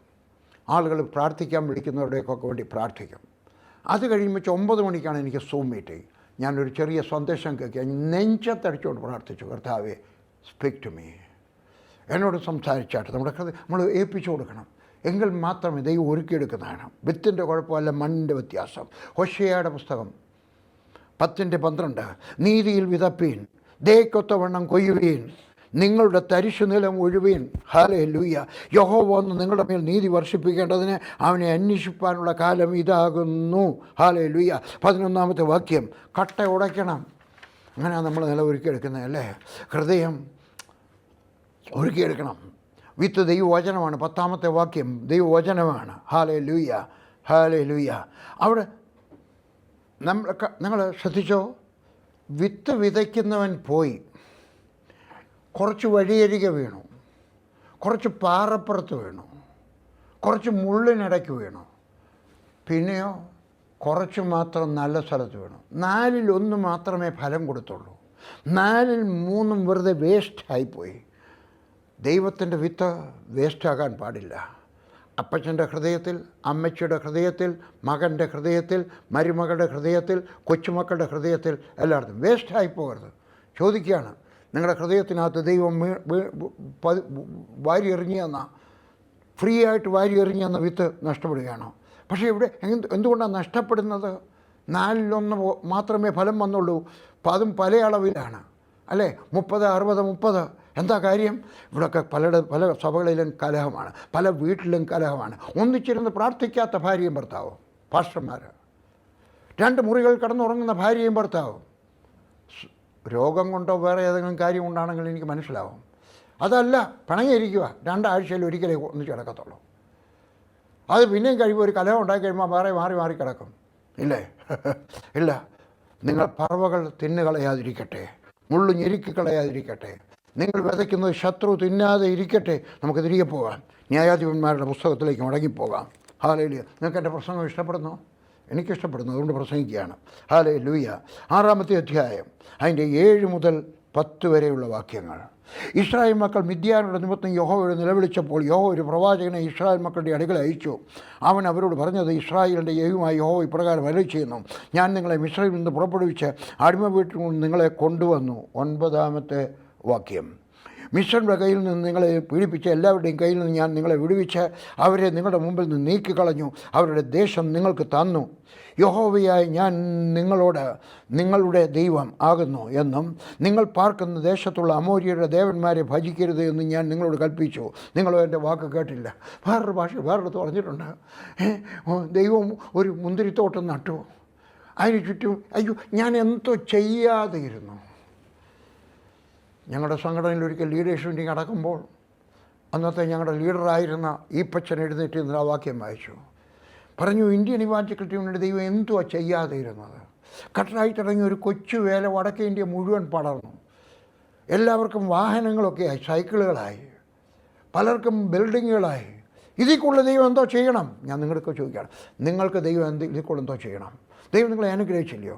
നിങ്ങൾക്ക് വീട് തന്നില്ലയോ? നിങ്ങളുടെ മക്കളെ പഠിപ്പിച്ചില്ലയോ? നിങ്ങൾക്ക് ആരോഗ്യം തന്നില്ലയോ? എല്ലാവർക്കും ഇല്ലെങ്കിലും ബാക്കിയുള്ളവരുടെ വരുന്നുണ്ടെന്ന് പറയണം, കിട്ടാത്തവരുടെ. ഇല്ലേ? ദൈവം എന്തോ ചെയ്യാതിരുന്നു പറഞ്ഞു. എന്നിട്ടോ എന്നിട്ട് നിങ്ങൾ കൽപ്പിച്ചിട്ട് നിങ്ങൾ എൻ്റെ വാക്ക് കേട്ടില്ല. ഞാൻ ചോദിക്കുകയാണ്, ദൈവം നിങ്ങളോട് എന്തെങ്കിലും പറഞ്ഞിട്ട് നിങ്ങൾ വാക്ക് കേൾക്കാതിരിക്കുകയാണോ? ആരാധിക്കണമെന്ന് പറഞ്ഞാൽ ആരാധിക്കാതെ, ദശാംശം കൊടുക്കണമെന്ന് പറഞ്ഞാൽ ദശാംശം കൊടുക്കാതെ. ഞാൻ ദശാംശമല്ല എൻ്റെ വിഷയം, നിങ്ങളുടെ അനുഗ്രഹമാണ് എൻ്റെ വിഷയം. നിങ്ങൾ തെറ്റിദ്ധരിക്കരുത്, നിങ്ങൾ വിചാരിക്കരുത് ഞാൻ ദശാംശത്തിനോ പണത്തിനോ വേണ്ടി പറയുകയാണെന്ന്. ഇല്ല, പഠിപ്പിക്കുക എന്നുള്ളത് എൻ്റെ ചുമതലയാണ്. ഒരു കാലത്ത് നിങ്ങൾ എൻ്റെയൊക്കെ പറയരുത്, പറയും എന്താ അതുകൂടെ പഠിപ്പിക്കാൻ ഞാൻ. ഹല്ലേലൂയ. ദൈവം എൻ്റെയൊക്കെ ചോദിക്കരുത്. എന്നിട്ട് പറയുകയാണ് അല്ലേ, ദൈവത്തിൻ്റെ ദൂതൻ. ഹല്ലേലൂയ. ദൈവത്തിൻ്റെ ദൂതൻ എന്ന് പറഞ്ഞു കഴിഞ്ഞാൽ പഴയ നിയമത്തിൽ മറഞ്ഞിരിക്കുന്ന ഒന്നുകിൽ പരിശുദ്ധാത്മാവാകാം, അല്ലെങ്കിൽ യേശു ക്രിസ്തുവാകാം. വേദപണ്ഡിതന്മാർ പറയുന്നതാണ്, ഞാൻ എൻ്റെ മാത്രം പറയുന്നതല്ല, വേദപണ്ഡിതന്മാർ പറയുന്നതാണ്. അതുകൊണ്ട് ദൈവത്തിൻ്റെ ദൂതൻ അല്ലെങ്കിൽ പരിശുദ്ധാത്മാവ് അവരോട് സംസാരിക്കുകയാണ്. 11-ാമത്തെ വാക്യം. അനന്തരം യഹോവയുടെ ഒരു ദൂതൻ വന്ന് ഒഫ്രയിൽ അബിയേസ്യനായ യോവാഷിൻ്റെ കരുവേലകത്തിന് കീഴെ ഇരുന്നു. യോവാഷിൻ്റെ മകനായ ഗിദെയോൻ കോതമ്പ് മിദ്യാരുടെ കയ്യിൽ പെടാതിരിക്കേണ്ടതിന് മുന്തിരിച്ചക്കിനരികെ വെച്ച് മെതിക്കുകയായിരുന്നു. കോതമ്പല്ല, ഗോതമ്പാണ്. എന്തുകൊണ്ടാണ് ഈ ബൈബിൾ ബാക്കിയുള്ളവർ പ്രൈവറ്റായിട്ട് പബ്ലിഷ് ചെയ്തിരിക്കുന്ന പോലും ഗോതമ്പെന്നുള്ള പകരം കോതമ്പെന്ന് എഴുതി? എനിക്ക് അറിഞ്ഞൂടാ. ഗോതമ്പല്ല, ഗോതമ്പാണ് ശരി. ഓക്കെ, നമുക്ക് തെറ്റ് പറ്റിയിട്ടുണ്ട്, സാരമില്ല. അതെ, അപ്പോൾ ഗോതമ്പ് എവിടെയാണ് ഇരിക്കുന്നത്? അവൻ പേടിത്തൊണ്ടനായിരുന്നു. ഒന്നുകൂടെ വായിക്കട്ടെ ഞാൻ. കരുവേലകത്തിന് കയ്യിരുന്നു യോവാഷിൻ്റെ മകനായ ഗിദെയോൻ ഗോതമ്പ് മിദ്യാരുടെ കയ്യിൽ പെടാതിരിക്കേണ്ടത് മുന്തിരിച്ചാക്കനരികെ. അല്ലേ, അവിടുന്ന് കൊണ്ടുവന്നു, എളുപ്പം കൊണ്ടുവന്നു. കാരണം മറ്റവർ കൊണ്ടുപോകുന്നതിന് മുമ്പേ അടുത്തുകൊണ്ടുവന്ന് വെച്ച് മുന്തിരിച്ചാക്കിൻ്റെ പുറകിൽ ഒളിച്ചിരുന്നു. അവനൊരു പേടിത്തൊണ്ടനായിരുന്നു. ഹല്ലേലൂയ. എന്നിട്ട് 14-ാമത്തെ വാക്യം ബാക്കി വായിച്ചു. 12, 13, 14 വായിക്കാം. യഹോവയുടെ ദൂതൻ അവനോട് പ്രത്യക്ഷനായി, അല്ലയോ പരാക്രമശാലിയെ, യഹോവ നിന്നോട് കൂടെയുണ്ട് എന്ന് അവനോട് പറഞ്ഞു. നിങ്ങൾ എത്രയോ പ്രാവശ്യം ഈ പ്രസംഗം കേട്ടിരിക്കുന്നു, നിങ്ങൾ പ്രസംഗിച്ചിരിക്കുന്നു. അവൻ പേടിത്തൊണ്ടനാണെങ്കിലും ദൈവത്തിൻ്റെ ദൂതൻ പരിശുദ്ധാത്മാവ് അഥവാ യേശു ക്രിസ്തു വന്നിട്ട് പറയുന്ന, പരാക്രമശാലിയെ, ദൈവം നിന്നെ കാണുന്നത് നീ എന്താണെന്നുള്ള നിലയിലല്ല, എന്തായിത്തീരാമെന്നുള്ള നിലയിലാണ്. ഞാൻ പട്ടാളത്തിലായിരിക്കുന്ന സമയത്ത് ഒരു ക്ലർക്കായിരുന്നു.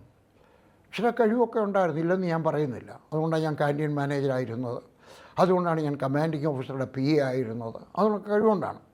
ഒരൊറ്റ പട്ടാളക്കാരനേ ഉള്ളൂ ആ ഓഫീസിൽ, ബാക്കി 4-5 പേര് സിവിലിയൻസാണ്. അത് ഞാനായിരുന്നു പട്ടാളക്കാരൻ. കഴിവുള്ളവരെ ആക്കത്തോടെ.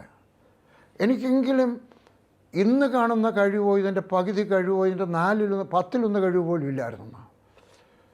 ഞാൻ ആദ്യത്തെ വർഷത്തിൽ തന്നെ 6 മാസം കഴിഞ്ഞപ്പോൾ ഞാൻ 365 പ്രസംഗം ഒരു വർഷത്തിൽ പ്രസംഗിച്ചു, ഒരേ സഭയിൽ, എല്ലാ ദിവസവും പ്രസംഗം. എങ്ങനെ സാധിച്ചു? എൻ്റെ ദൈവമാക്കി തീർത്തു. എൻ്റെ ശബ്ദം കേൾക്കുന്ന വിദ്യാർത്ഥി, എൻ്റെ ശബ്ദം കേൾക്കുന്ന അപ്പച്ച, എൻ്റെ ശബ്ദം കേൾക്കുന്ന അമ്മച്ചി, എൻ്റെ ശബ്ദം കേൾക്കുന്ന സുഹൃത്തെ, നിന്നെ ആക്കി തീർക്കുവാൻ എൻ്റെ ദൈവത്തിന് കഴിയും. ദൈവം അബ്രഹാമിൻ്റെ കളിക്കണം, I will make you a great nation എന്ന് പറഞ്ഞു കഴിഞ്ഞാൽ നിന്നെ വലിയൊരു ജാതിയാക്കും, ഞാൻ പണിതെടുക്കും. I will make you. ദൈവം നിന്നെ ആക്കി തീർക്കും കേട്ടോ. ഹല്ലേലൂയ. എന്നിട്ട് പറയുകയാണ് 12-ാമത്തെ വാക്യം. ഹല്ലേലൂയ. പരാക്രമശാലിയെ, യഹോവ നിന്നോട് കൂടെയുണ്ട് എന്ന് അവനോട് പറഞ്ഞു. അവർ ചെറിയൊരു സംസാരമൊക്കെ നടക്കുന്നുണ്ട് അല്ലേ. ദൈവം നമ്മുടെ കൂടെ ആണെങ്കിൽ എന്താ ഈ കഷ്ടമൊക്കെ വന്നിരിക്കുന്നത് കണ്ടില്ല വിദ്യ. ദൈവത്തിൻ്റെ കുഴപ്പമല്ല, നിൻ്റെ കുഴപ്പമാണ്, നിൻ്റെ ജനത്തിൻ്റെ കുഴപ്പമാണ്. ഇനി പറയുന്നത് കേട്ടാണ്, ഒരു വീട്ടിലെ ഒരു മനുഷ്യൻ വിചാരിച്ചാലും ആ കുടുംബത്തിന് ദോഷം വരാം. ഒരാൾ വിചാരിച്ചാൽ മതി, ആ കുടുംബത്തിന് ദോഷം വരാം. ചില ശാപങ്ങൾ ചില കുടുംബത്തിനകത്ത് തുടരുന്നത് ഞാൻ കണ്ടിട്ടുണ്ട്. അതെന്തുകൊണ്ടായിരിക്കാം? ആരുടെയെങ്കിലും ശാപമായിരിക്കാം, ആരുടെയെങ്കിലും വ്യഭിചാരമായിരിക്കാം, ഏതെങ്കിലും മന്ത്രവാദിയിലൂടെ വന്നതായിരിക്കാം, ഏതെങ്കിലും ഒരു കാരണം കാണും. ഇവിടുത്തെ കാരണം എന്താ? ഇവിടെ പറഞ്ഞിട്ടുണ്ട്, ഞാൻ നിങ്ങളോട് കൽപ്പിച്ചു, നിങ്ങൾ എൻ്റെ വാക്ക് കേട്ടില്ല. ദൈവം പറഞ്ഞാണ്, ദൈവം അവരോട് സംസാരിച്ചാണ്, പ്രവാചകന്മാരോട് സംസാരിച്ചതാണ്. പക്ഷേ അവർ വാക്ക് കേൾക്കാതിരുന്നത് കാരണം. ഹല്ലേലൂയ. ഇതാ 14-ാമത്തെ വാക്യം പറയുകയാണ്. ഹല്ലേലൂയ. പറഞ്ഞു 14. അപ്പോൾ യഹോവ അവനെ നോക്കി. ഹല്ലേലൂയ, സ്തോത്രം. മതി എനിക്ക്. ദൈവനെ ഒന്ന് നോക്കിയാൽ മതി. ദൈവനെ ഒന്ന് നോക്കിയാൽ മതി. ദൈവം നിന്നെ ഒന്ന് നോക്കിയാൽ മതി. വിദ്യാർത്ഥി, ദൈവം നിന്നെ ഒന്ന് നോക്കിയാൽ മതി. സുഭാഷറെ, ദൈവം നിന്നെ ഒന്ന് നോക്കിയാൽ മതി. അമ്മച്ചി, ദൈവം നിന്നെ ഒന്ന് നോക്കിയാൽ മതി. ചെറുപ്പക്കാരി, ദൈവം എന്നെ ഒന്ന് നോക്കിയാൽ മതി. കഴിവില്ലാത്തവനെ ദൈവം നിന്നെ ഒന്ന് നോക്കിയാൽ മതി. ലോർഡ് ലുക്ക് അറ്റ് മീ പറഞ്ഞാട്ടെ. ഹല്ലേലൂയ.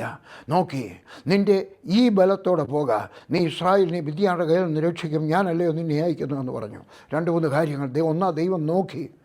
രണ്ട് പറഞ്ഞു ഈ ബലത്തോടെ പോകാം. ഏത് ബലത്തോടെ? ഈ ബലത്തോടല്ല.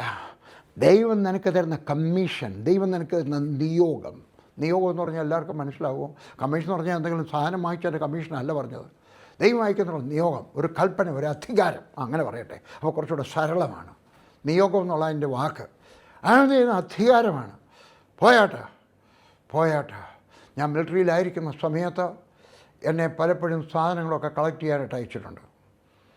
ചിലപ്പോൾ കള്ളായിരിക്കാം, ക്യാൻറ്റീനിൽ കള്ളുണ്ട്, സാധനങ്ങളായിരിക്കാം. ഒരു എഴുത്തോടെ തരുന്നത്, ഈ PG വർഗീസ്, ഹവിൽദാർ PG വർഗീസിനെ അയക്കുന്നു, അയക്ക് ഇന്ന സാധനങ്ങൾ കൊടുക്കണം. മുഴുവൻ സാധനം തരും. എന്താ കാര്യം? എനിക്ക് കിട്ടിയിരിക്കുന്ന കമ്മീഷൻ, എനിക്ക് തന്നിരിക്കുന്ന നിയോഗം, എനിക്ക് തന്നിരിക്കുന്ന കൽപ്പന, എനിക്ക് തന്നിരിക്കുന്ന അധികാരം. എൻ്റെ ദൈവം നിനക്ക് അധികാരം തന്നിട്ടുണ്ടെങ്കിൽ നീ സാധാരണക്കാരനായിരിക്കത്തില്ല. അവൻ നിന്നെപ്പറ്റി എന്തായിത്തീരണമെന്ന് ആഗ്രഹിക്കുന്നു, അതായിത്തീരും. ഹല്ലേലൂയ. അവൻ്റെ പേരെന്താണ്? ഈ അയക്കുന്നവൻ്റെ പേരെന്താണ്? ഞാനാകുന്നു എന്ന് പറഞ്ഞാൽ നിനക്ക് എന്തായിരിക്കണമെന്ന് ആഗ്രഹമുണ്ടോ അവനതായിരിക്കും. ഹല്ലേലൂയ. ഇൻ്റർവ്യൂവിന് ചെല്ലുന്ന സമയത്ത് അവൻ നിനക്ക് എന്തായിത്തീരണം. പുരയിടം വാങ്ങിക്കേണ്ട ഈ സമയത്ത്, ഞാൻ ഈ പറഞ്ഞതിൻ്റെ അർത്ഥം ഏതെങ്കിലും എവിടേക്ക് ഒരു 5-6 ഏക്കർ ഭൂമിയാണ്, നീ അതിന് വേണ്ടി അധ്വാനിക്കണം. ദൈവം അതിനുള്ള പണം തരും, ദൈവം അതിനുള്ള കഴിവ് തരും, എന്തെങ്കിലും ഒരു ബിസിനസ് തുടങ്ങാനുള്ള കഴിവ് തരും, ഒരു ഐഡിയ. ഞാൻ തുടർച്ചയായിട്ട് പറയും, ദൈവം ഒരു ഐഡിയ തരും. ഹല്ലേലൂയ. അതുകൊണ്ട് പേടിത്തൊണ്ടനായനും അവനെ ആരാക്കി പരാക്രമശാലിയായിട്ട് ആക്കി. ഹല്ലേലൂയ. ദൈവം അവൻ്റെ കൂടെയുള്ളതിനാൽ, ദൈവം നിൻ്റെ കൂടെയുണ്ടെങ്കിൽ അവൻ്റെ സാന്നിധ്യം ഏറ്റവും വലുതാണ്. ഞാൻ ഒരു കാര്യം മാത്രമേ ദൈവത്തോട് ചോദിക്കുന്നുള്ളൂ, അവൻ്റെ സാന്നിധ്യം എൻ്റെ കൂടെ വരണം. ഹല്ലേലൂയ. പ്രസംഗിക്കാൻ നിൽക്കുമ്പോൾ വരണം, പ്രസംഗിക്കാൻ എവിടെയെങ്കിലും പോകുമ്പോൾ എൻ്റെ കൂടെ വരണം. ഹല്ലേലൂയ. ഒരു വീട്ടിൽ രോഗിക്ക് വേണ്ടി പ്രാർത്ഥിക്കാൻ പോകുന്ന സമയത്ത് എൻ്റെ കൂടെ വരണം. ഹല്ലേലൂയ. എൻ്റെ ദൈവത്തിൻ്റെ സാന്നിധ്യം വരണം. 13-ാമത്തെ വാക്യം. ഹല്ലേലൂയ. അത് വായിക്കാം. 13-ാമത്തെ വാക്യം. ഹല്ലേലൂയ. ദൈവം നമ്മോട് കൂടെ ഉണ്ടെങ്കിൽ, ദൈവം പരാതി പറയാം, ദൈവം നമ്മോട് കൂടെ ഉണ്ടെങ്കിൽ നമുക്കിതൊക്കെ ഭവിക്കുന്നത് എന്തോ? യഹോവ നമ്മെ മിസ്രയീമിൽ നിന്ന് കൊണ്ടുവന്നു എന്ന് നമ്മുടെ പിതാക്കന്മാർ നമ്മോട് അറിയിച്ചിട്ടുള്ള അവൻ്റെ അത്ഭുതങ്ങളൊക്കെ എവിടെ? ഇപ്പോൾ യഹോവ നമ്മെ ഉപേക്ഷിച്ചിരിക്കുന്നു, മിദ്യാന്റെ കയ്യിൽ ഏൽപ്പിച്ചിരിക്കുന്നുവല്ലോ എന്ന് പറഞ്ഞു. ഹല്ലേലൂയ. ഇത് പരമാർത്ഥമാണ്. ഹല്ലേലൂയ. പക്ഷെ ദൈവമാക്കി കഴിയുമ്പോൾ, ഹല്ലേലൂയ, പരമാർത്ഥം അതാണ്. ഒരു മനുഷ്യൻ ഇലക്ഷനിൽ നിന്ന് കഴിഞ്ഞാൽ, നമ്മുടെ നാട്ടിലെ ഇലക്ഷൻ അങ്ങോട്ട് കഴിഞ്ഞു, റിസൾട്ടൊക്കെ വന്ന്, അധികാരത്തിന് പരിമിതിയുണ്ട്. എന്നാൽ അദ്ദേഹം മന്ത്രിയായി കഴിഞ്ഞാൽ, സത്യപ്രതിജ്ഞ കഴിയുമ്പോൾ അദ്ദേഹത്തിൻ്റെ ഡിപ്പാർട്ട്മെൻറ്റിനകത്ത് അധികാരമുണ്ട്. ഒരാൾ മുഖ്യമന്ത്രിയായി കഴിഞ്ഞാൽ അദ്ദേഹത്തിന് മുഖ്യമന്ത്രിയായിട്ട് സത്യപ്രതിജ്ഞ ചെയ്യുമ്പോൾ MLAയുടെ സത്യപ്രതിജ്ഞയും മന്ത്രിയുടെ സത്യപ്രതിജ്ഞയും മുഖ്യമന്ത്രിയെ, നിനക്ക് കൂടുതൽ അധികാരം ദൈവം തരുമ്പോൾ നിൻ്റെ ചുമതല വളരെ കൂടുതലാണ്. നിൻ്റെ വിശുദ്ധ ജീവിതത്തിനും അളവ് കൂടുതലായിരിക്കണം. ആരാണ്ടോടൊക്കെ സംസാരിക്കുകയാണ്.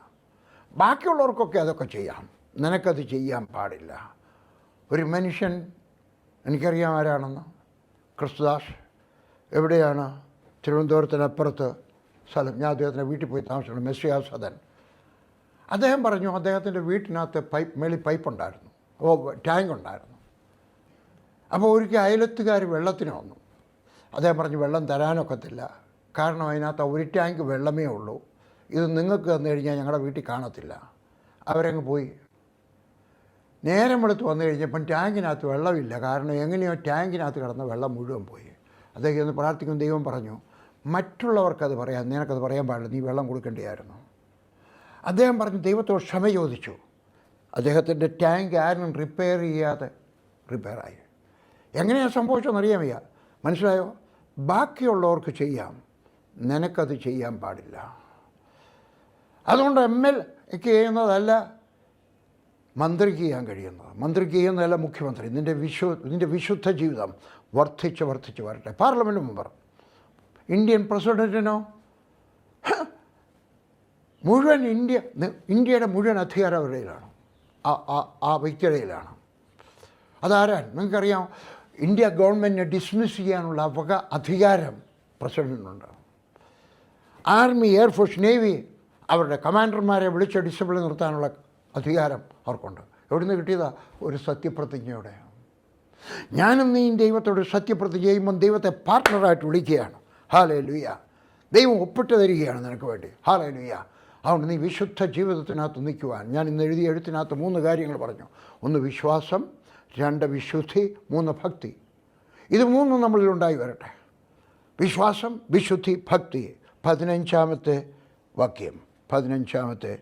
വാക്യം.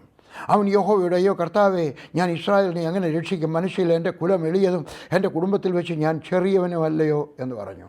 മനുഷ്യയുടെ കുടുംബത്തിലുള്ളവനാണ് അവൻ. മനുഷ്യ ആരാണ്? അവൻ മൂത്തവനാണ്. പക്ഷേ അനുഗ്രഹം കുറച്ചേ കിട്ടിയുള്ളൂ.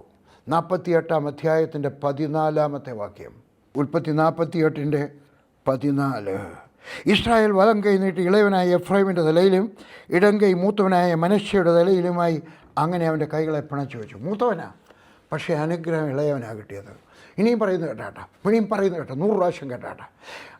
അനുഗ്രഹം ചിലരെ മറികടന്ന് വേറൊരു ചിലരെ എത്തിപ്പിടിക്കുന്നു. നിൻ്റെ ജീവിതം കൊണ്ടാണ്, നിൻ്റെ ജീവിത വിശുദ്ധി കൊണ്ടാണ്, നിൻ്റെ ജീവിതത്തിനകത്തെ ലക്ഷ്യം കൊണ്ടാണ് ദൈവത്തിൻ്റെ അനുഗ്രഹം നിന്നെ തേടി വരുന്നത്. കുടുംബ മഹിമ കൊണ്ടല്ല, കൂടുതൽ വേദപുസ്തകം വായിക്കുന്നത് കൊണ്ടല്ല, കൂടുതൽ പ്രാർത്ഥിക്കുന്നത് കൊണ്ടല്ല. ഇതൊക്കെ വേണം, ഞാൻ വേണ്ട എന്നല്ല പറഞ്ഞത്. പിന്നെയോ നിൻ്റെ ഉദ്ദേശശുദ്ധി എന്താണ്? നിൻ്റെ ലക്ഷ്യം എന്താണ്? നിൻ്റെ വിശ്വാസത്തിൻ്റെ കഴിവ്, അതിൻ്റെ കാലിബർ. ഇതുകൊണ്ടൊക്കെയാണ് ദൈവം നിന്നെ അനുഗ്രഹിക്കാൻ പോകുന്നത്. ഹല്ലേലൂയ. എന്നിട്ട് പറയുകയാണ്, നിനക്ക് മൂത്തവനായിട്ടും യോസഫിൻ്റെ മൂത്തവനായിട്ടും അനുഗ്രഹം കുറച്ചേ കിട്ടിയുള്ളൂ. എന്നിട്ട് പറയും, ഞാൻ ആ കൊലത്തിലും ചെറിയവനാണല്ലോ. ഹല്ലേലൂയ. ഒരു പരിഭാഷ പറയുന്നത്, ഞാൻ ആ കൊലത്തിലും ചെറിയവനാണ്. ഹല്ലേലൂയ. അതെ, നീ ചെറിയവനായിരിക്കാം, നീ ചെറിയ കുടുംബത്തിലുള്ളവനായിരിക്കാം. ഹല്ലേലൂയ. നിനക്ക് കഴിവില്ലാത്തവനായിരിക്കാം, നീ സംസാരിക്കാം സംസാരിക്കുന്നത്, അല്ല വിക്കിയായിരിക്കാം സംസാരിക്കുന്നത്. ഹല്ലേലൂയ. നിനക്ക് നീളം കുറവായിരിക്കാം, നിന്നെ കാണാൻ കൊള്ളത്തില്ലായിരിക്കാം, എന്തെങ്കിലുമൊക്കെ കുറവുകളുണ്ടെങ്കിലും എൻ്റെ ദൈവം നിന്നെ അയച്ചാൽ, ദൈവം നിൻ്റെ കൂടെയുണ്ടെങ്കിൽ അവൻ്റെ സാന്നിധ്യം, ഹല്ലേലൂയ, ഞാനാകുന്നവനാണ് നിന്നെ അയക്കുന്നതെങ്കിൽ. 3, നമുക്ക് മോശയെപ്പറ്റി നോക്കാം. 12 പേരെ ഒറ്റുനോക്കാൻ അയച്ചു. 12 പേരെ അയച്ചു. സംഖ്യാപുസ്തകം 13-ാം അധ്യായം. അവർ പ്രഭുക്കന്മാരാണ്. നമ്മൾ പ്രഭുക്കന്മാരാവണം. എങ്ങനെയാണ് പ്രഭുക്കന്മാരാവുന്നത്? നമ്മുടെ പ്രവൃത്തി കൊണ്ടാണ്. വെറുതെ ഇരുന്നാലൊക്കത്തില്ല. ഒരാൾ എനിക്ക് എഴുത്തെഴുതി, എനിക്ക് റിലേഷനുള്ള ഒരാളാണ്, ആളില്ല, അപ്പോൾ ഞാനീ പറയുന്ന ആരാന്ന് ആർക്കും അറിയത്തില്ല, എനിക്ക് മാത്രമേ അറിയത്തുള്ളൂ. പറഞ്ഞു, PJ ഒന്ന് പ്രാർത്ഥിക്കണം, വർഗീഷേ എനിക്ക് വേണ്ടി ഒന്ന് പ്രാർത്ഥിക്കണം. എന്തിനാ? എനിക്ക് MLA ആണോന്നൊരാഗ്രഹം. അയാൾ ഒരിക്കലും ഒരാളിനെ സഹായിച്ചിട്ടില്ല, ആരുടെയും വീട്ടിൽ പോയിട്ടില്ല, എവിടെയെങ്കിലും പ്രശ്നം നടക്കണം. പിന്നെന്തോ MLA ആയി കഴിയുമ്പോഴത്തേക്ക് ആളുകൾ കിട്ടുമെന്ന് എനിക്ക് ഇവിടെ നിന്ന് ഉപദേശിക്കാമല്ലോ എന്നൊക്കെ പറഞ്ഞാണ്. ഞാൻ ഇവിടെ ഇരിക്കും, ആളുകൾ പ്രശ്നമായിട്ട് വരുമ്പോൾ ഞാൻ ഉപദേശം പറയാം. അങ്ങനല്ല, പ്രശ്നങ്ങൾ പരിഹരിച്ചു കൊടുക്കുമ്പോഴാണ്. ഹല്ലേലൂയ. അതുകൊണ്ട് മോശ 12 പ്രഭുക്കന്മാരെ തിരഞ്ഞെടുത്തു. അവർ കുടുംബത്തിൽ സൗന്ദര്യമുള്ളവരെ നോക്കി അല്ലെടുത്തത്. പിന്നെ എന്തുകൊണ്ടാണ്? അവർ മറ്റുള്ളവരെ സഹായിക്കുന്നതിന് വന്നപ്പോൾ അടച്ചു. ഹല്ലേലൂയ. 20-ാമത്തെ വാക്യം. സംഖ്യാപുസ്തകം 13-ാമത്തെ അധ്യായം. എനിക്ക് വളരെ ഇഷ്ടമുള്ളൊരു അധ്യായമാണ് 13-ാം അധ്യായം. 20-ാമത്തെ വാക്യം. 13:20. ഹല്ലേലൂയ. ദേശം പുഷ്ടിയുള്ളതോ പുഷ്ടിയില്ലാത്തതോ, അതിൽ വൃക്ഷമുണ്ടോ ഇല്ലയോ എന്നിങ്ങനെ നോക്കി അറിയുവേൻ. നിങ്ങൾ ധൈര്യപ്പെട്ട് ദേശത്തിലെ ഫലങ്ങളും കൊണ്ടുവരുവിനെന്ന് പറഞ്ഞു. അത് മുന്തിരിങ്ങ പഴുത്തു തുടങ്ങുന്ന കാലമായിരുന്നു. നിങ്ങൾ എവിടെയെങ്കിലും പ്രവർത്തിക്കണം. സുവിശേഷ വേലക്കാരൊക്കെ പറയാം, ആ സ്ഥലത്തെ പറ്റിയുള്ള മുഴുവൻ അറിവ് നിങ്ങൾക്കുണ്ടായിരിക്കണം. ഇവിടെ എത്ര ജനസംഖ്യയുണ്ട്? ഇന്നത്തെ അല്ല, പണ്ട് ഞാൻ കട്ടറായി ചെന്നും വെച്ച് അവിടുത്തെ തഹസീൽ ഓഫീസിൽ അവർ തന്നില്ല. നിങ്ങളെന്തിനാ അറിയുന്നത്? ഒരു കാര്യമാണ്. പക്ഷേ ഇന്ന് എല്ലാം നമ്മുടെ ഫോണിനകത്തുണ്ട്. എത്ര ഉണ്ട് ജനസംഖ്യ, എത്ര ഹിന്ദുക്കളുണ്ട്, എത്ര ക്രിസ്ത്യാനികളുണ്ട്, എത്ര മുസ്ലിങ്ങളുണ്ട്, നമുക്ക് അതിനെപ്പറ്റി അറിഞ്ഞിരിക്കണം. ഇതിൻ്റെ ഏരിയ എന്ത് മാത്രമുണ്ട്, ഇവിടെ സ്കൂളുണ്ടോ, ഇവിടെ ആശുപത്രിയുണ്ടോ, എന്താണ് ഇവിടുത്തെ ജനങ്ങളുടെ പ്രശ്നങ്ങൾ, എല്ലാം അറിഞ്ഞിരിക്കണം. ഹല്ലേലൂയ. എന്നിട്ട് മോശ പറഞ്ഞു, പോയി അന്വേഷിച്ച് കൊണ്ടുവരണം. എന്നിട്ട് വരുന്ന സമയത്ത് എന്തെങ്കിലും ഒരു ഫലം കൂടെ കൊണ്ടുവരണം. അപ്പോൾ 20-ാമത്തെ വാക്യം, 21-ാമത്തെ വാക്യം. ഹല്ലേലൂയ. അത് മുന്തിരിങ്ങ പഴുത്തു തുടങ്ങുന്ന കാലമായിരുന്നു. 21. അങ്ങനെ അവർ കയറിപ്പോയി സീൻ മരുഭൂമിയിലെ ഹാമാത്തിന് പോകുന്ന വഴിയായി ഹോരേബ് ദേശത്ത് വരെ കയറിപ്പോയി. അവർ തെക്കേ ദേശത്തോട് ചെന്ന് ഹെബ്രോനിലെത്തി. നമ്മൾ പോകുമ്പോൾ ഫലങ്ങൾ കൂടെ കൊണ്ടുവരണം. നിങ്ങൾക്ക് സ്ക്രീനിൽ കാണാം. അവർ പഴമായിട്ടാണ് വരുന്നത്. മുന്തിരിങ്ങ 2 പേരൂടെ ഒരു കമ്പിനകത്ത് കെട്ടി ഇങ്ങനെ കൊണ്ടുവന്നു. നിങ്ങൾക്ക് സ്ക്രീനകത്ത് കാണാം. ഇത്രയും വലിയ ഓരോ അനുഗ്രഹം തൊട്ടുകൂട്ടാനല്ല. വിശ്വസിച്ചാട്ടെ. ഞാൻ പ്രോസ്പെരിറ്റി ഗോസ്പൽ പ്രസംഗിക്കുകയാണോ? അല്ലെന്ന് ആര് പറഞ്ഞു? ഞാൻ പോവർട്ടി ഗോസ്പൽ അല്ല പ്രസംഗിക്കുന്നത്. ഞാൻ എക്സ്ട്രീമാക്കി പറയുന്നില്ല. ദൈവം നിനക്ക് തരുന്ന അനുഗ്രഹം വലുതായിരിക്കും. നിൻ്റെ മക്കൾക്ക് തരുന്ന അനുഗ്രഹം വലുതായിരിക്കും. നിൻ്റെ കൊച്ചുമക്കൾക്ക് തരുന്ന അനുഗ്രഹം വലുതായിരിക്കും. പറഞ്ഞു പഠിപ്പിക്കണം. എൻ്റെ പപ്പ ഞങ്ങൾ മക്കളുടെ അടുക്കൽ 100 പ്രാവശ്യം പറഞ്ഞിട്ടുണ്ട്, ഞങ്ങൾ മക്കൾക്ക് ആർക്കും ദോഷം വരത്തില്ല. കാരണം അദ്ദേഹം ദൈവത്തിൻ്റെ കൂടെ നടന്നതുകൊണ്ട്, പ്രാർത്ഥിച്ചതുകൊണ്ട്, ഓരോ ദിവസവും എടുത്ത് വെച്ച് പ്രാർത്ഥിക്കുന്നതുകൊണ്ട്. ഹല്ലേലൂയ. അതുകൊണ്ട് കൊലയോടെടുത്തുകൊണ്ട് വന്നു, പിന്നെ മാതളപ്പഴം കൊണ്ടുവന്നു, പിന്നെ അത്തിപ്പഴം കൊണ്ടുവന്നു. ഹല്ലേലൂയ. അവർ ധാരാളമായിട്ട് കൊണ്ടുവന്നു. 27-ാമത്തെ വാക്യം, അവർ അവനോട് വിവരിച്ച് പറഞ്ഞു തന്നാൽ, നീ ഞങ്ങളെ അയച്ച ദേശത്തേക്ക് ഞങ്ങൾ പോയി, പാലും തേനും ഒഴുകുന്ന ദേശം തന്നെ, അതിലെ ഫലങ്ങൾ ഇതാ. ഹല്ലേലൂയ. ആരെങ്കിലും നിന്നെ അയച്ചാൽ അവർക്ക് റിപ്പോർട്ട് കൊടുക്കാൻ നീ ബാധ്യസ്ഥനാണ്. ചിലർ പറയും, ഞാൻ ഇൻഡിപെൻഡൻ്റാണ്, ഞാൻ ആർക്കും റിപ്പോർട്ട് കൊടുക്കത്തില്ല. ഇവർ റിപ്പോർട്ട് കൊടുത്തല്ലോ. ഇൻഡിപെൻഡൻ്റായിട്ട് വർക്ക് ചെയ്യാൻ നിങ്ങൾ പിണങ്ങരുതുണ്ടെങ്കിൽ. ഇൻഡിപെൻഡൻ്റായിട്ട് സുവിശേഷ വേലയിൽ ഞാൻ എൻ്റെ വേദപുസ്തകത്തിൽ ഞാൻ വാക്യം കണ്ടിട്ടില്ല. ഹല്ലേലൂയ. ഓരോ സഭയിൽ പോയാൽ പോലും നിങ്ങൾക്കൊരു ഒരു ഒരു ഒരു ഒരു ന്യായാധിപന്മാരുണ്ടായിരിക്കണം. ആരെങ്കിലും നിന്നെ അയച്ചു കഴിഞ്ഞാൽ റിപ്പോർട്ട് കൊടുക്കാൻ. ഞാൻ ഇന്ന് എൻ്റെ സംഘടനയിലെ ഒരു വർക്കറാണ്, ഞാൻ ലീഡറൊന്നുമല്ല. പക്ഷേ ഞാനാണിത് തുടങ്ങിയത്. പക്ഷേ ഞാൻ എവിടെയെങ്കിലും പോയി ചെന്നാൽ, ആദ്യകാലം മുതൽ ജോയ് തോമസ് പ്രസിഡൻ്റായിരിക്കുന്ന സമയത്ത്, അബി പ്രസിഡൻ്റായിരിക്കുന്ന സമയത്ത്, ഇപ്പോൾ ഷാജി വർഗീസ് പ്രസിഡൻ്റായിരിക്കുന്ന സമയത്ത്, അവർക്കെല്ലാവർക്കും ഞാൻ എവിടെയെങ്കിലും പോയി വെച്ചൊന്നും വെച്ച് എൻ്റെ റിപ്പോർട്ട് കൊടുക്കും. ഇതാണ് റിപ്പോർട്ട് കൊടുക്കും. അവരാരും ചോദിച്ചിട്ടില്ല, പക്ഷേ കൊടുക്കുക എൻ്റെ ചുമതലയാണ്. എന്നെ അയക്കുന്നവർ അവരാണ് എനിക്ക് വണ്ടിക്കൂലി നയിക്കുന്നത്. ഞങ്ങളുടെ സംഘടന അല്ലെങ്കിൽ ഞാൻ റിപ്പോർട്ടൊന്നും കൊടുക്കത്തില്ല. എൻ്റെ സംഘടന എവിടെയെങ്കിലും പോയി കഴിച്ച് ഞാൻ കണ്ടത്, ഞാൻ കേട്ടത്, ഇവിടുത്തെ വൃക്ഷങ്ങൾ, ഇതെല്ലാം ഞാൻ ഇവിടുന്ന് വേദപുസ്തകത്തിൽ പഠിച്ചാണ്. വിവരിച്ച് പറഞ്ഞു. പാലും തേനും ഒഴുകുന്ന സ്ഥലം, പാലും തേനോട് ഒഴുകുന്നില്ല, അത് അലങ്കാര ഭാഷയിൽ പറഞ്ഞാണ്, ഒരു കവിയുടെ ഭാഷയിൽ പറഞ്ഞതാണ്. ഹല്ലേലൂയ. ദൈവം തരുന്ന വലിയ കാര്യങ്ങൾ കണ്ടോ. 28-ാമത്തെ വാക്യം, ചില വേഗത്തിൽ പോകാം, അല്ലേ? 27. കുറച്ച് നാൾ നീ ഞങ്ങളെ അയച്ച ദേശത്തേക്ക് ഞങ്ങൾ പോയി, അത് പാലും തേനും ഒഴുകുന്ന ദേശം തന്നെ, അതിലെ ഫലങ്ങൾ ഇതാ കണ്ടാട്ട്. ഹല്ലേലൂയ. 28. എങ്കിലും ദേശത്ത് പാർക്കുന്ന ജനങ്ങൾ ബലവാന്മാരും പട്ടണങ്ങൾ ഏറ്റവും ഉറപ്പും വലുപ്പമുള്ളവയാകുന്നു. ഞങ്ങൾ അനാക്കിൻ്റെ പുത്രന്മാരെ അവിടെ കണ്ടു. അമാലേക്കർ തെക്കേ ദേശത്ത് പാർക്കുന്നു, ഹിത്യരും യബൂസ്യരും അമാര്യരും പർവ്വതങ്ങൾ പാർക്കുന്നു, കനാന്യർ കടൽക്കരയിലും യോർദാൻ നദിയേറ്റും പാർക്കുന്നു. എന്നാൽ നെഗറ്റീവായിട്ടുള്ളതാണ് സംസാരിക്കുന്നത്. നിങ്ങൾ നെഗറ്റീവായിട്ടുള്ളത് സംസാരിക്കരുത്. ഞാൻ സുവിശേഷ വേലയ്ക്ക് പോയപ്പോൾ എൻ്റെ പാസ്റ്റർ CSIക്കാരനാണ്. അദ്ദേഹം എനിക്കൊന്ന് ഉപദേശമാണ്, നിന്നെ എവിടത്തേക്ക് അയക്കുന്ന ഒരിക്കലും നെഗറ്റീവായിട്ട് സംസാരിക്കരുത് ആ സ്ഥലത്തെ പറ്റി. ഈ മുടിഞ്ഞ ദേശമാണ് കേട്ടോ, ഈ ഇവിടെ ഞങ്ങൾ പോയ സ്ഥലത്ത് ഭയങ്കര കൊതുകാണ്, ഭയങ്കര ചൂടാണ്, 46 ഡിഗ്രി ചൂടാകും, ഭയങ്കര, ഞങ്ങൾക്ക് ഫാനുമില്ല. പക്ഷേ ചോദിച്ചത് ഞങ്ങളുടെ വാഗ്ദത്ത ദേശമാണ്. നിൻ്റെ വീടിനെ പറ്റി, നീ പാർക്കുന്ന സ്ഥലത്തെപ്പറ്റി നെഗറ്റീവായിട്ട് സംസാരിക്കരുത്. ഇന്ന് രാവിലെ ഞാൻ എഴുന്നേറ്റ് എൻ്റെ ദേശത്തിന് വേണ്ടി പ്രാർത്ഥിച്ചു. ഞാൻ താമസിക്കുന്ന ഗുഡ്ഗാവിലാണ്. ഡൽഹിക്ക് വേണ്ടി താമസിച്ചു. കാരണം ദൈവം എന്നെ എൻ്റെ കാവൽക്കാരാക്കി വെച്ചിരിക്കുക. നിങ്ങളെ ആക്കി വെച്ചിരിക്കുന്നത് അത് ബോംബെയിലാകാം, ദുബായിലാകാം, അമേരിക്കയിലാകാം, എവിടെയാണോ നിങ്ങളെ കാവൽക്കാരാക്കി വെച്ചിരിക്കുകയാണ്. അവർ നെഗറ്റീവായിട്ടാണ് സംസാരിച്ചു കേട്ടോ. അവർ ശത്രുവർണ്ണനെയാണ് അധികവും ചെയ്തത്. ഹല്ലേലൂയ. അവർ കണ്ടത് നല്ല കാര്യം ഉണ്ടെങ്കിലും നല്ലത് ഇച്ചിരിയും പറഞ്ഞു, ചീത്തയായിട്ടുള്ള കാര്യങ്ങൾ പറഞ്ഞു. അയ്യോ, പട്ടണമൊക്കെ ഒത്തിരി വലുതാണ് കേട്ടോ, ഭയങ്കര ശക്തിയുള്ളതാണ്, അവിടെ അമാലേക്കരുണ്ട്, ഹിത്യരുണ്ട്, യബൂസ്യരുണ്ട്, അമോര്യരുണ്ട്, കനാന്യരുണ്ട്, എണ്ണി പറഞ്ഞു. നിങ്ങൾ ശാപത്തെ എണ്ണുന്നവരായിരിക്കരുത്, നെഗറ്റീവായിട്ടുള്ള കാര്യങ്ങൾ എണ്ണരുത്. 31-ാമത്തെ വാക്യം പറയുകയാണ്, എങ്കിലും അവനോടുകൂടെ പോയിരുന്ന പുരുഷന്മാർ ആ ജനത്തിന് നേരെ ചെല്ലുവാൻ നമുക്ക് കഴിയുകയില്ല, അവർ നമ്മിലും ബലവാന്മാരാകുന്നു എന്ന് പറഞ്ഞു. നമുക്ക് കഴിയത്തില്ല, എനിക്ക് പ്രസംഗിക്കാൻ കഴിയത്തില്ല, എനിക്ക് സുവിശേഷ കളിക്കുള്ള കഴിവില്ല, എനിക്ക് ആഹാരം ഉണ്ടാക്കാൻ അറിയത്തില്ല, എനിക്ക് നല്ലപോലെ പാട്ട് പാടാൻ അറിയത്തില്ല. നിനക്കില്ലാത്തതിനെപ്പറ്റി മിണ്ടാതെ കഴിവുള്ളതിനെപ്പറ്റി, എനിക്ക് പാട്ട് പാടാൻ അറിയത്തില്ല, സത്യം പറയാം, എനിക്ക് പാട്ട് പാടാൻ അറിയത്തില്ല. എവിടെയെങ്കിലും പാട്ട് പാടുമ്പോഴും ഞാൻ അന്യഭാഷയിലായിരിക്കും പാടുന്നത്. എനിക്ക് അറിഞ്ഞുകൂടാ, എനിക്ക് ഒരു പാട്ട് പോലും 4 വരി പോലും എനിക്ക് കാണാതെ അറിയത്തില്ല. പക്ഷേ എനിക്ക് പ്രസംഗിക്കാൻ അറിയാം, എനിക്ക് എഴുതാൻ അറിയാം, ബാക്കിയുള്ളവർക്ക് വേണ്ടി പ്രാർത്ഥിക്കാൻ അറിയാം. ഹല്ലേലൂയ. ബാക്കിയുള്ളവരെ എൻകറേജ് ചെയ്യാൻ കഴിയാം. നെഗറ്റീവായിട്ട് സംസാരിക്കാതെ പോസിറ്റീവായിട്ട് നിൻ്റെ വീടിനെ പറ്റി, നിൻ്റെ ദേശത്തിൻ്റെ കഴിവിനെ പറ്റി, ദൈവത്തെ പറ്റി പറഞ്ഞാട്ട്. ഹല്ലേലൂയ. എന്താ പറഞ്ഞത്? അവർ നമ്മിലും ബലവാന്മാരാണ്, ദേശം നിവാസികളെ തിന്നുകളയുന്ന ദേശം. നിങ്ങൾ അങ്ങനത്തെ ദേശം വല്ലതും കണ്ടുള്ളൂ? ആളുകൾ തിന്നുന്ന ദേശം വല്ലതും കണ്ടിട്ടുണ്ടോ? ഇല്ല.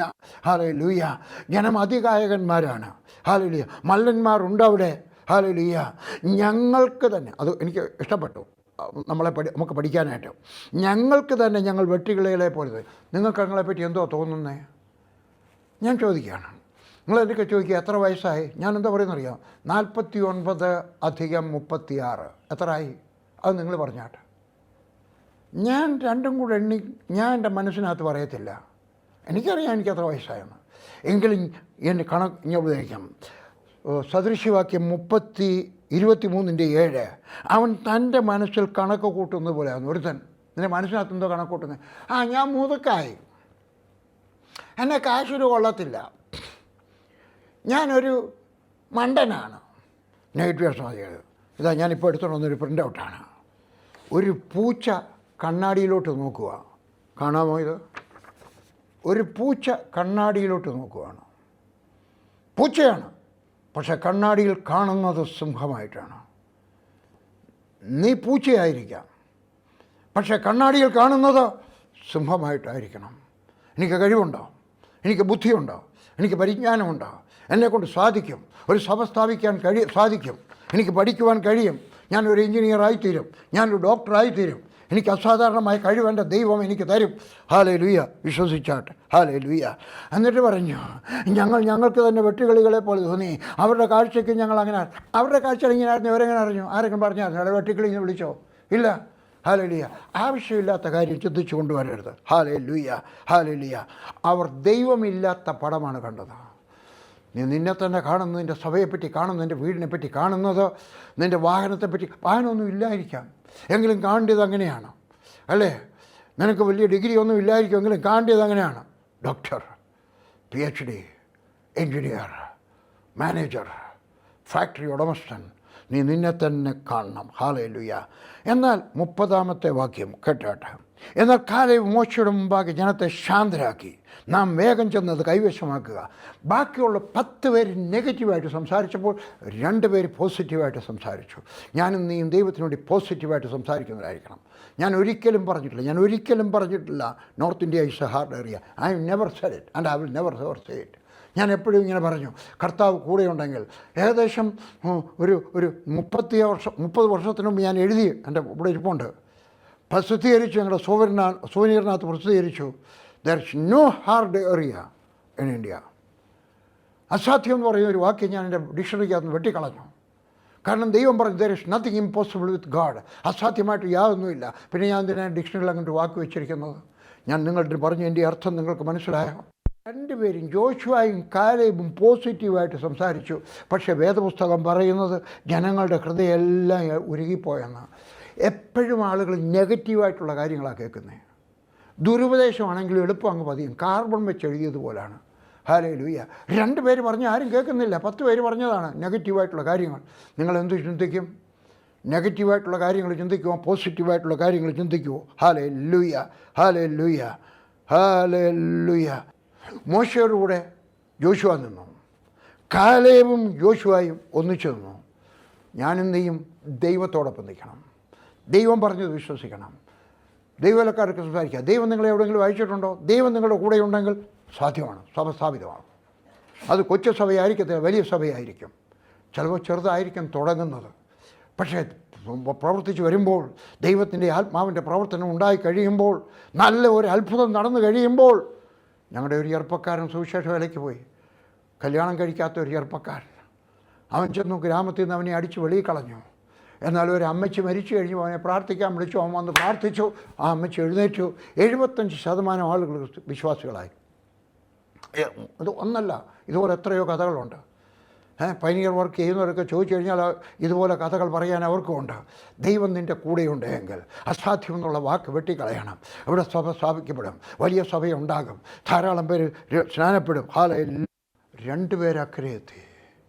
ഞാനും നീയും വിശ്വസിച്ച് വാഗ്ദത്ത ദേശത്ത് ഉറച്ചു നിൽക്കുന്നവരും തലമുറകൾക്ക് ജന്മം കൊടുക്കുന്നവരുമായിരിക്കാൻ ഇടയായിത്തീരട്ടെ. നമ്മുടെ തലമുറ വിശ്വാസികളായിരിക്കണം. അവരെല്ലാവരും വിശ്വാസം പറയുന്നവരായിരിക്കണം. അവരെല്ലാവരും വിശ്വാസികൾ എന്ന് നമ്മൾ വിശ്വാസി എന്ന് പറഞ്ഞു കഴിഞ്ഞാൽ സഭ മാറിയ കാര്യമല്ല ഞാൻ പറഞ്ഞത്.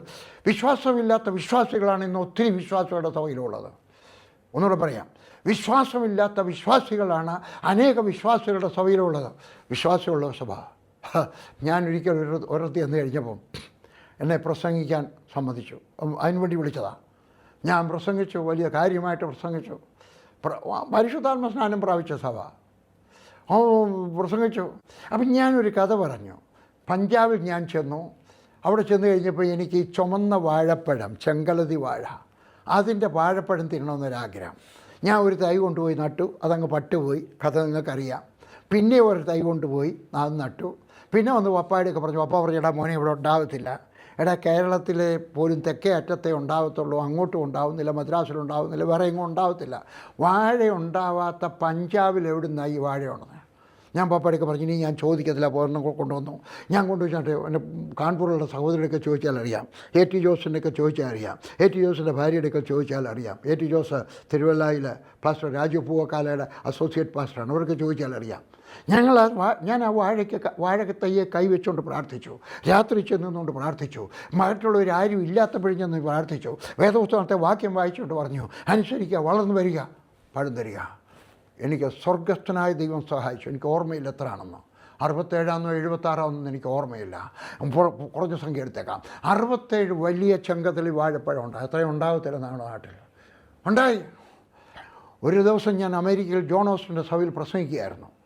പെട്ടെന്ന് എനിക്ക് ഓർമ്മ വന്നു ഈ കഥ. ഞാൻ ഈ കഥ പറഞ്ഞു. ഞാൻ പറഞ്ഞു, ഇതാ വാഴ ഉണ്ടായിരിക്കുന്നു. അന്ന് ഈപ്പച്ചനാണ് അവിടുത്തെ പത്താംകോട്ടിലെ ഞങ്ങളുടെ ഇൻചാർജ്. ഞാൻ ഈപ്പച്ച അവിടെ സഭയിലുണ്ടാകും. ഞാൻ ചോദിച്ചു, ഈപ്പച്ച നമ്മുടെ പത്താംകോട്ട് പൊതുവിടത്തിൽ എത്ര വാഴയുണ്ട്? 300 വാഴ. വാഴയുണ്ടാകാത്ത നാട്ടിൽ 300 വാഴയുണ്ടായി. എങ്ങനെ ഉണ്ടായത്? വിശ്വാസത്താൽ. നിങ്ങൾ വിശ്വാസിയായിരിക്കണം. നിങ്ങളുടെ മക്കൾ വിശ്വാസികളായിരിക്കണം. നിങ്ങളുടെ സഭയിലുള്ളൊരു വിശ്വാസികളായിരിക്കണം. ഹല്ലേലൂയ. എന്തിന്? അസാധ്യമായ ഒരു കാര്യത്തിന് വേണ്ടി വിശ്വസിക്കണം. ഹല്ലേലൂയ. പറഞ്ഞു. ഇവിടെ ബാക്കി 10 പേര് പറഞ്ഞു, ഇവിടെ ഒന്നും ഉണ്ടാവത്ത. 10 പേര് പറഞ്ഞു, അയ്യോ ഇവിടെ ഉള്ളവരൊക്കെ ഭയങ്കരമാണ് കേട്ടോ, ഈ ദേശം പോലും ആളുകളെ തിന്നുകളയുന്നവരാണ്. അയ്യോ നമുക്കാർക്കും നന്മയില്ല, അവരൊക്കെ വലിയ തടിയന്മാരാണ്, നമ്മളൊക്കെ വെട്ടുക്കിളികളെ പോലെയാണ്. പക്ഷേ 2 പേര് പറഞ്ഞു, ആ പറഞ്ഞവർ ആ വാഗ്ദത്ത ദേശത്ത് എന്നിട്ട് അനുഭവിക്കുവാനിടയായി തീർന്നു. നമ്മളും അനുഗ്രഹത്തെപ്പറ്റി പറയണം, കാണാതെ പറയണം, കാണാതെ വിശ്വസിക്കണം. ഞാൻ അനുഗ്രഹിക്കപ്പെടും, എനിക്ക് ഭൂമി ഉണ്ടാകും, എനിക്ക് വീട് കിട്ടും, എനിക്ക് നല്ല ആരോഗ്യം ഉണ്ടാകും, എൻ്റെ മക്കൾക്ക് നല്ല വിദ്യാഭ്യാസം ഉണ്ടാകും, IAS-കാരാകും, കളക്ടർമാരായിത്തീരും, വക്കീലന്മാരായിത്തീരും, ജഡ്ജിമാരായിത്തീരും. ഹല്ലേലൂയ. പറഞ്ഞ് വിശ്വസിച്ച വിശുദ്ധ ജീവിതം. ഞാൻ മുമ്പേ പറഞ്ഞ 3 തത്വങ്ങൾ വീണ്ടും പറയട്ടെ. 1 വിശ്വാസം, 2 വിശുദ്ധ ജീവിതം, 3 ഭക്തി. ഇത് 3ഉമായിട്ട് നടക്കാമെങ്കിൽ ഹല്ലേലൂയ. എനിക്കറിയാം നിങ്ങൾ അനുഗ്രഹം പ്രാപിക്കും, ഞാനും അനുഗ്രഹം പ്രാപിക്കും. എനിക്ക് അനുഗ്രഹം പ്രാപിച്ചത് പോരാ, കുറച്ചുകൂടെ അനുഗ്രഹം വേണം. എന്തിനു വേണ്ടി? നിങ്ങൾക്ക് വേണ്ടി. എന്തിനു വേണ്ടി? ഇന്ത്യക്ക് വേണ്ടി. ഹല്ലേലൂയ. പ്രാർത്ഥിക്കാൻ പോവാണ്. ആര് പറയും, വർഗീസ് ബ്രദറെ എനിക്കും എന്തെങ്കിലുമൊക്കെ ദൈവത്തിൽ നിന്ന് പ്രാപിക്കണം. എന്തിന്? ദേശത്തിന് വേണ്ടി, എൻ്റെ സഭയ്ക്ക് വേണ്ടി, എൻ്റെ വീടിന് വേണ്ടി പ്രാർത്ഥിക്കാൻ പോവാണ്. ആ പ്രാർത്ഥനയുള്ളവർ നെഞ്ചത്ത് കൈവച്ചാട്ട്, കർത്താവേ എൻ്റെ ഹൃദയത്തിൽ പ്രവർത്തിക്കണമേ, എൻ്റെ ഈ മണ്ണിനകത്ത് നിൻ്റെ വിത്ത് വീഴട്ടെ. ഇന്ന് പറഞ്ഞ് ഈ വചനം എൻ്റെ ഹൃദയത്തിനകത്ത് ഒന്നുകൂടെ ചലനമുണ്ടാക്കി, ബലം തന്ന്, ആത്മവിശ്വാസം തന്ന്, കാലേബിനെ പോലെ നിൽക്കുവാൻ, ജോഷുവയെ പോലെ നിൽക്കുവാൻ. ബാക്കിയുള്ളവരൊക്കെ എതിരായിട്ട് പറഞ്ഞാലും, ജനങ്ങളൊക്കെ കല്ലെറിയാൻ വന്നു കഴിഞ്ഞാലും, എൻ്റെ കർത്താവേ നിനക്ക് വേണ്ടി എന്നുകൊണ്ട് ദൈവത്തിൻ്റെ വചനത്തിൽ വിശ്വസിക്കുവാൻ എന്നെ സഹായിക്കണമേ. മിസ്രൈമിൽ നിന്ന് കൊണ്ടുവന്നത് മരുഭൂമിയിൽ പട്ടുപോകാനല്ല, എന്നെ വേർപെടുത്തി എടുത്തത്, പാപത്തിൽ നിന്ന് രക്ഷിച്ചത് ഞാൻ വെറുതെ നിശബ്ദനായിട്ടിരിക്കാനല്ല, പിന്നെ ദൈവത്തിന് വേണ്ടി എന്തെങ്കിലുമൊക്കെ പ്രവർത്തിക്കാനാണ് അതിനുള്ള കൃപ എനിക്ക് തരണമേ കർത്താവേ. ഞാൻ പ്രസംഗിക്കുന്നവരെ ഞാൻ സഹായിക്കും, ദൈവവേലയെ സഹായിക്കും, ഞാൻ ദൈവത്തിൻ്റെ വചനം പ്രസംഗിക്കും, എന്നെക്കൊണ്ട് ചെയ്യാൻ ഒക്കുന്നത് പോലെയൊക്കെ ചെയ്യും. എൻ്റെ കുടുംബത്തെ ഞാൻ പരിപാലിക്കും, എൻ്റെ ഭാര്യയെ ഞാൻ നോക്കും, എൻ്റെ മക്കളെ ഞാൻ നോക്കും, എൻ്റെ ഭർത്താവിനെ ഞാൻ നോക്കും, എൻ്റെ മക്കളെ ഞാൻ ദൈവത്തിൻ്റെ മാർഗ്ഗത്തിൽ വളർത്തിയെടുക്കും, എൻ്റെ സഭയെ വളരുവാൻ ഞാൻ സഹായിക്കും. ഏതെങ്കിലുമൊക്കെ തീരുമാനമെടുത്താട്ട് പ്രാർത്ഥിക്കാൻ പോവാണ്. കർത്താവായ യേശുവിൻ്റെ നാമത്തിൽ അനുഗ്രഹം പ്രാപിക്കുക. ദൈവത്തിൻ്റെ കൃപ നിങ്ങളിലേക്ക് വരട്ടെ, ദൈവത്തിൻ്റെ ശക്തി നിങ്ങളുടെ മേൽ വരട്ടെ, ദൈവത്തിൻ്റെ അനുഗ്രഹം നിങ്ങളുടെ മേൽ വരട്ടെ, ദൈവത്തിൻ്റെ അഭിഷേകം നിങ്ങളുടെ മേൽ വരട്ടെ. പ്രാപിച്ചാട്ടെ ദൈവത്തിൽ നിന്ന് പ്രാപിച്ചാട്ടെ. കർത്താവായ യേശുവിൻ്റെ നാമത്തിൽ അവരെ അനുഗ്രഹിച്ചാട്ടെ, പിടിച്ചെടുത്താട്ടെ. ദൈവം തരികയാണ്. ഗ്രാബ് ഇറ്റ്, പിടിച്ചെടുക്കുക. യഹോവയാൽ അനുഗ്രഹിക്കപ്പെടുക. യേശുവിൻ്റെ നാമത്തിൽ തന്നെ. ആമേൻ, ആമേൻ, ആമേൻ. അനുഗ്രഹിക്കപ്പെടണം. അടുത്ത ആഴ്ച വീണ്ടും കാണാം. God bless you.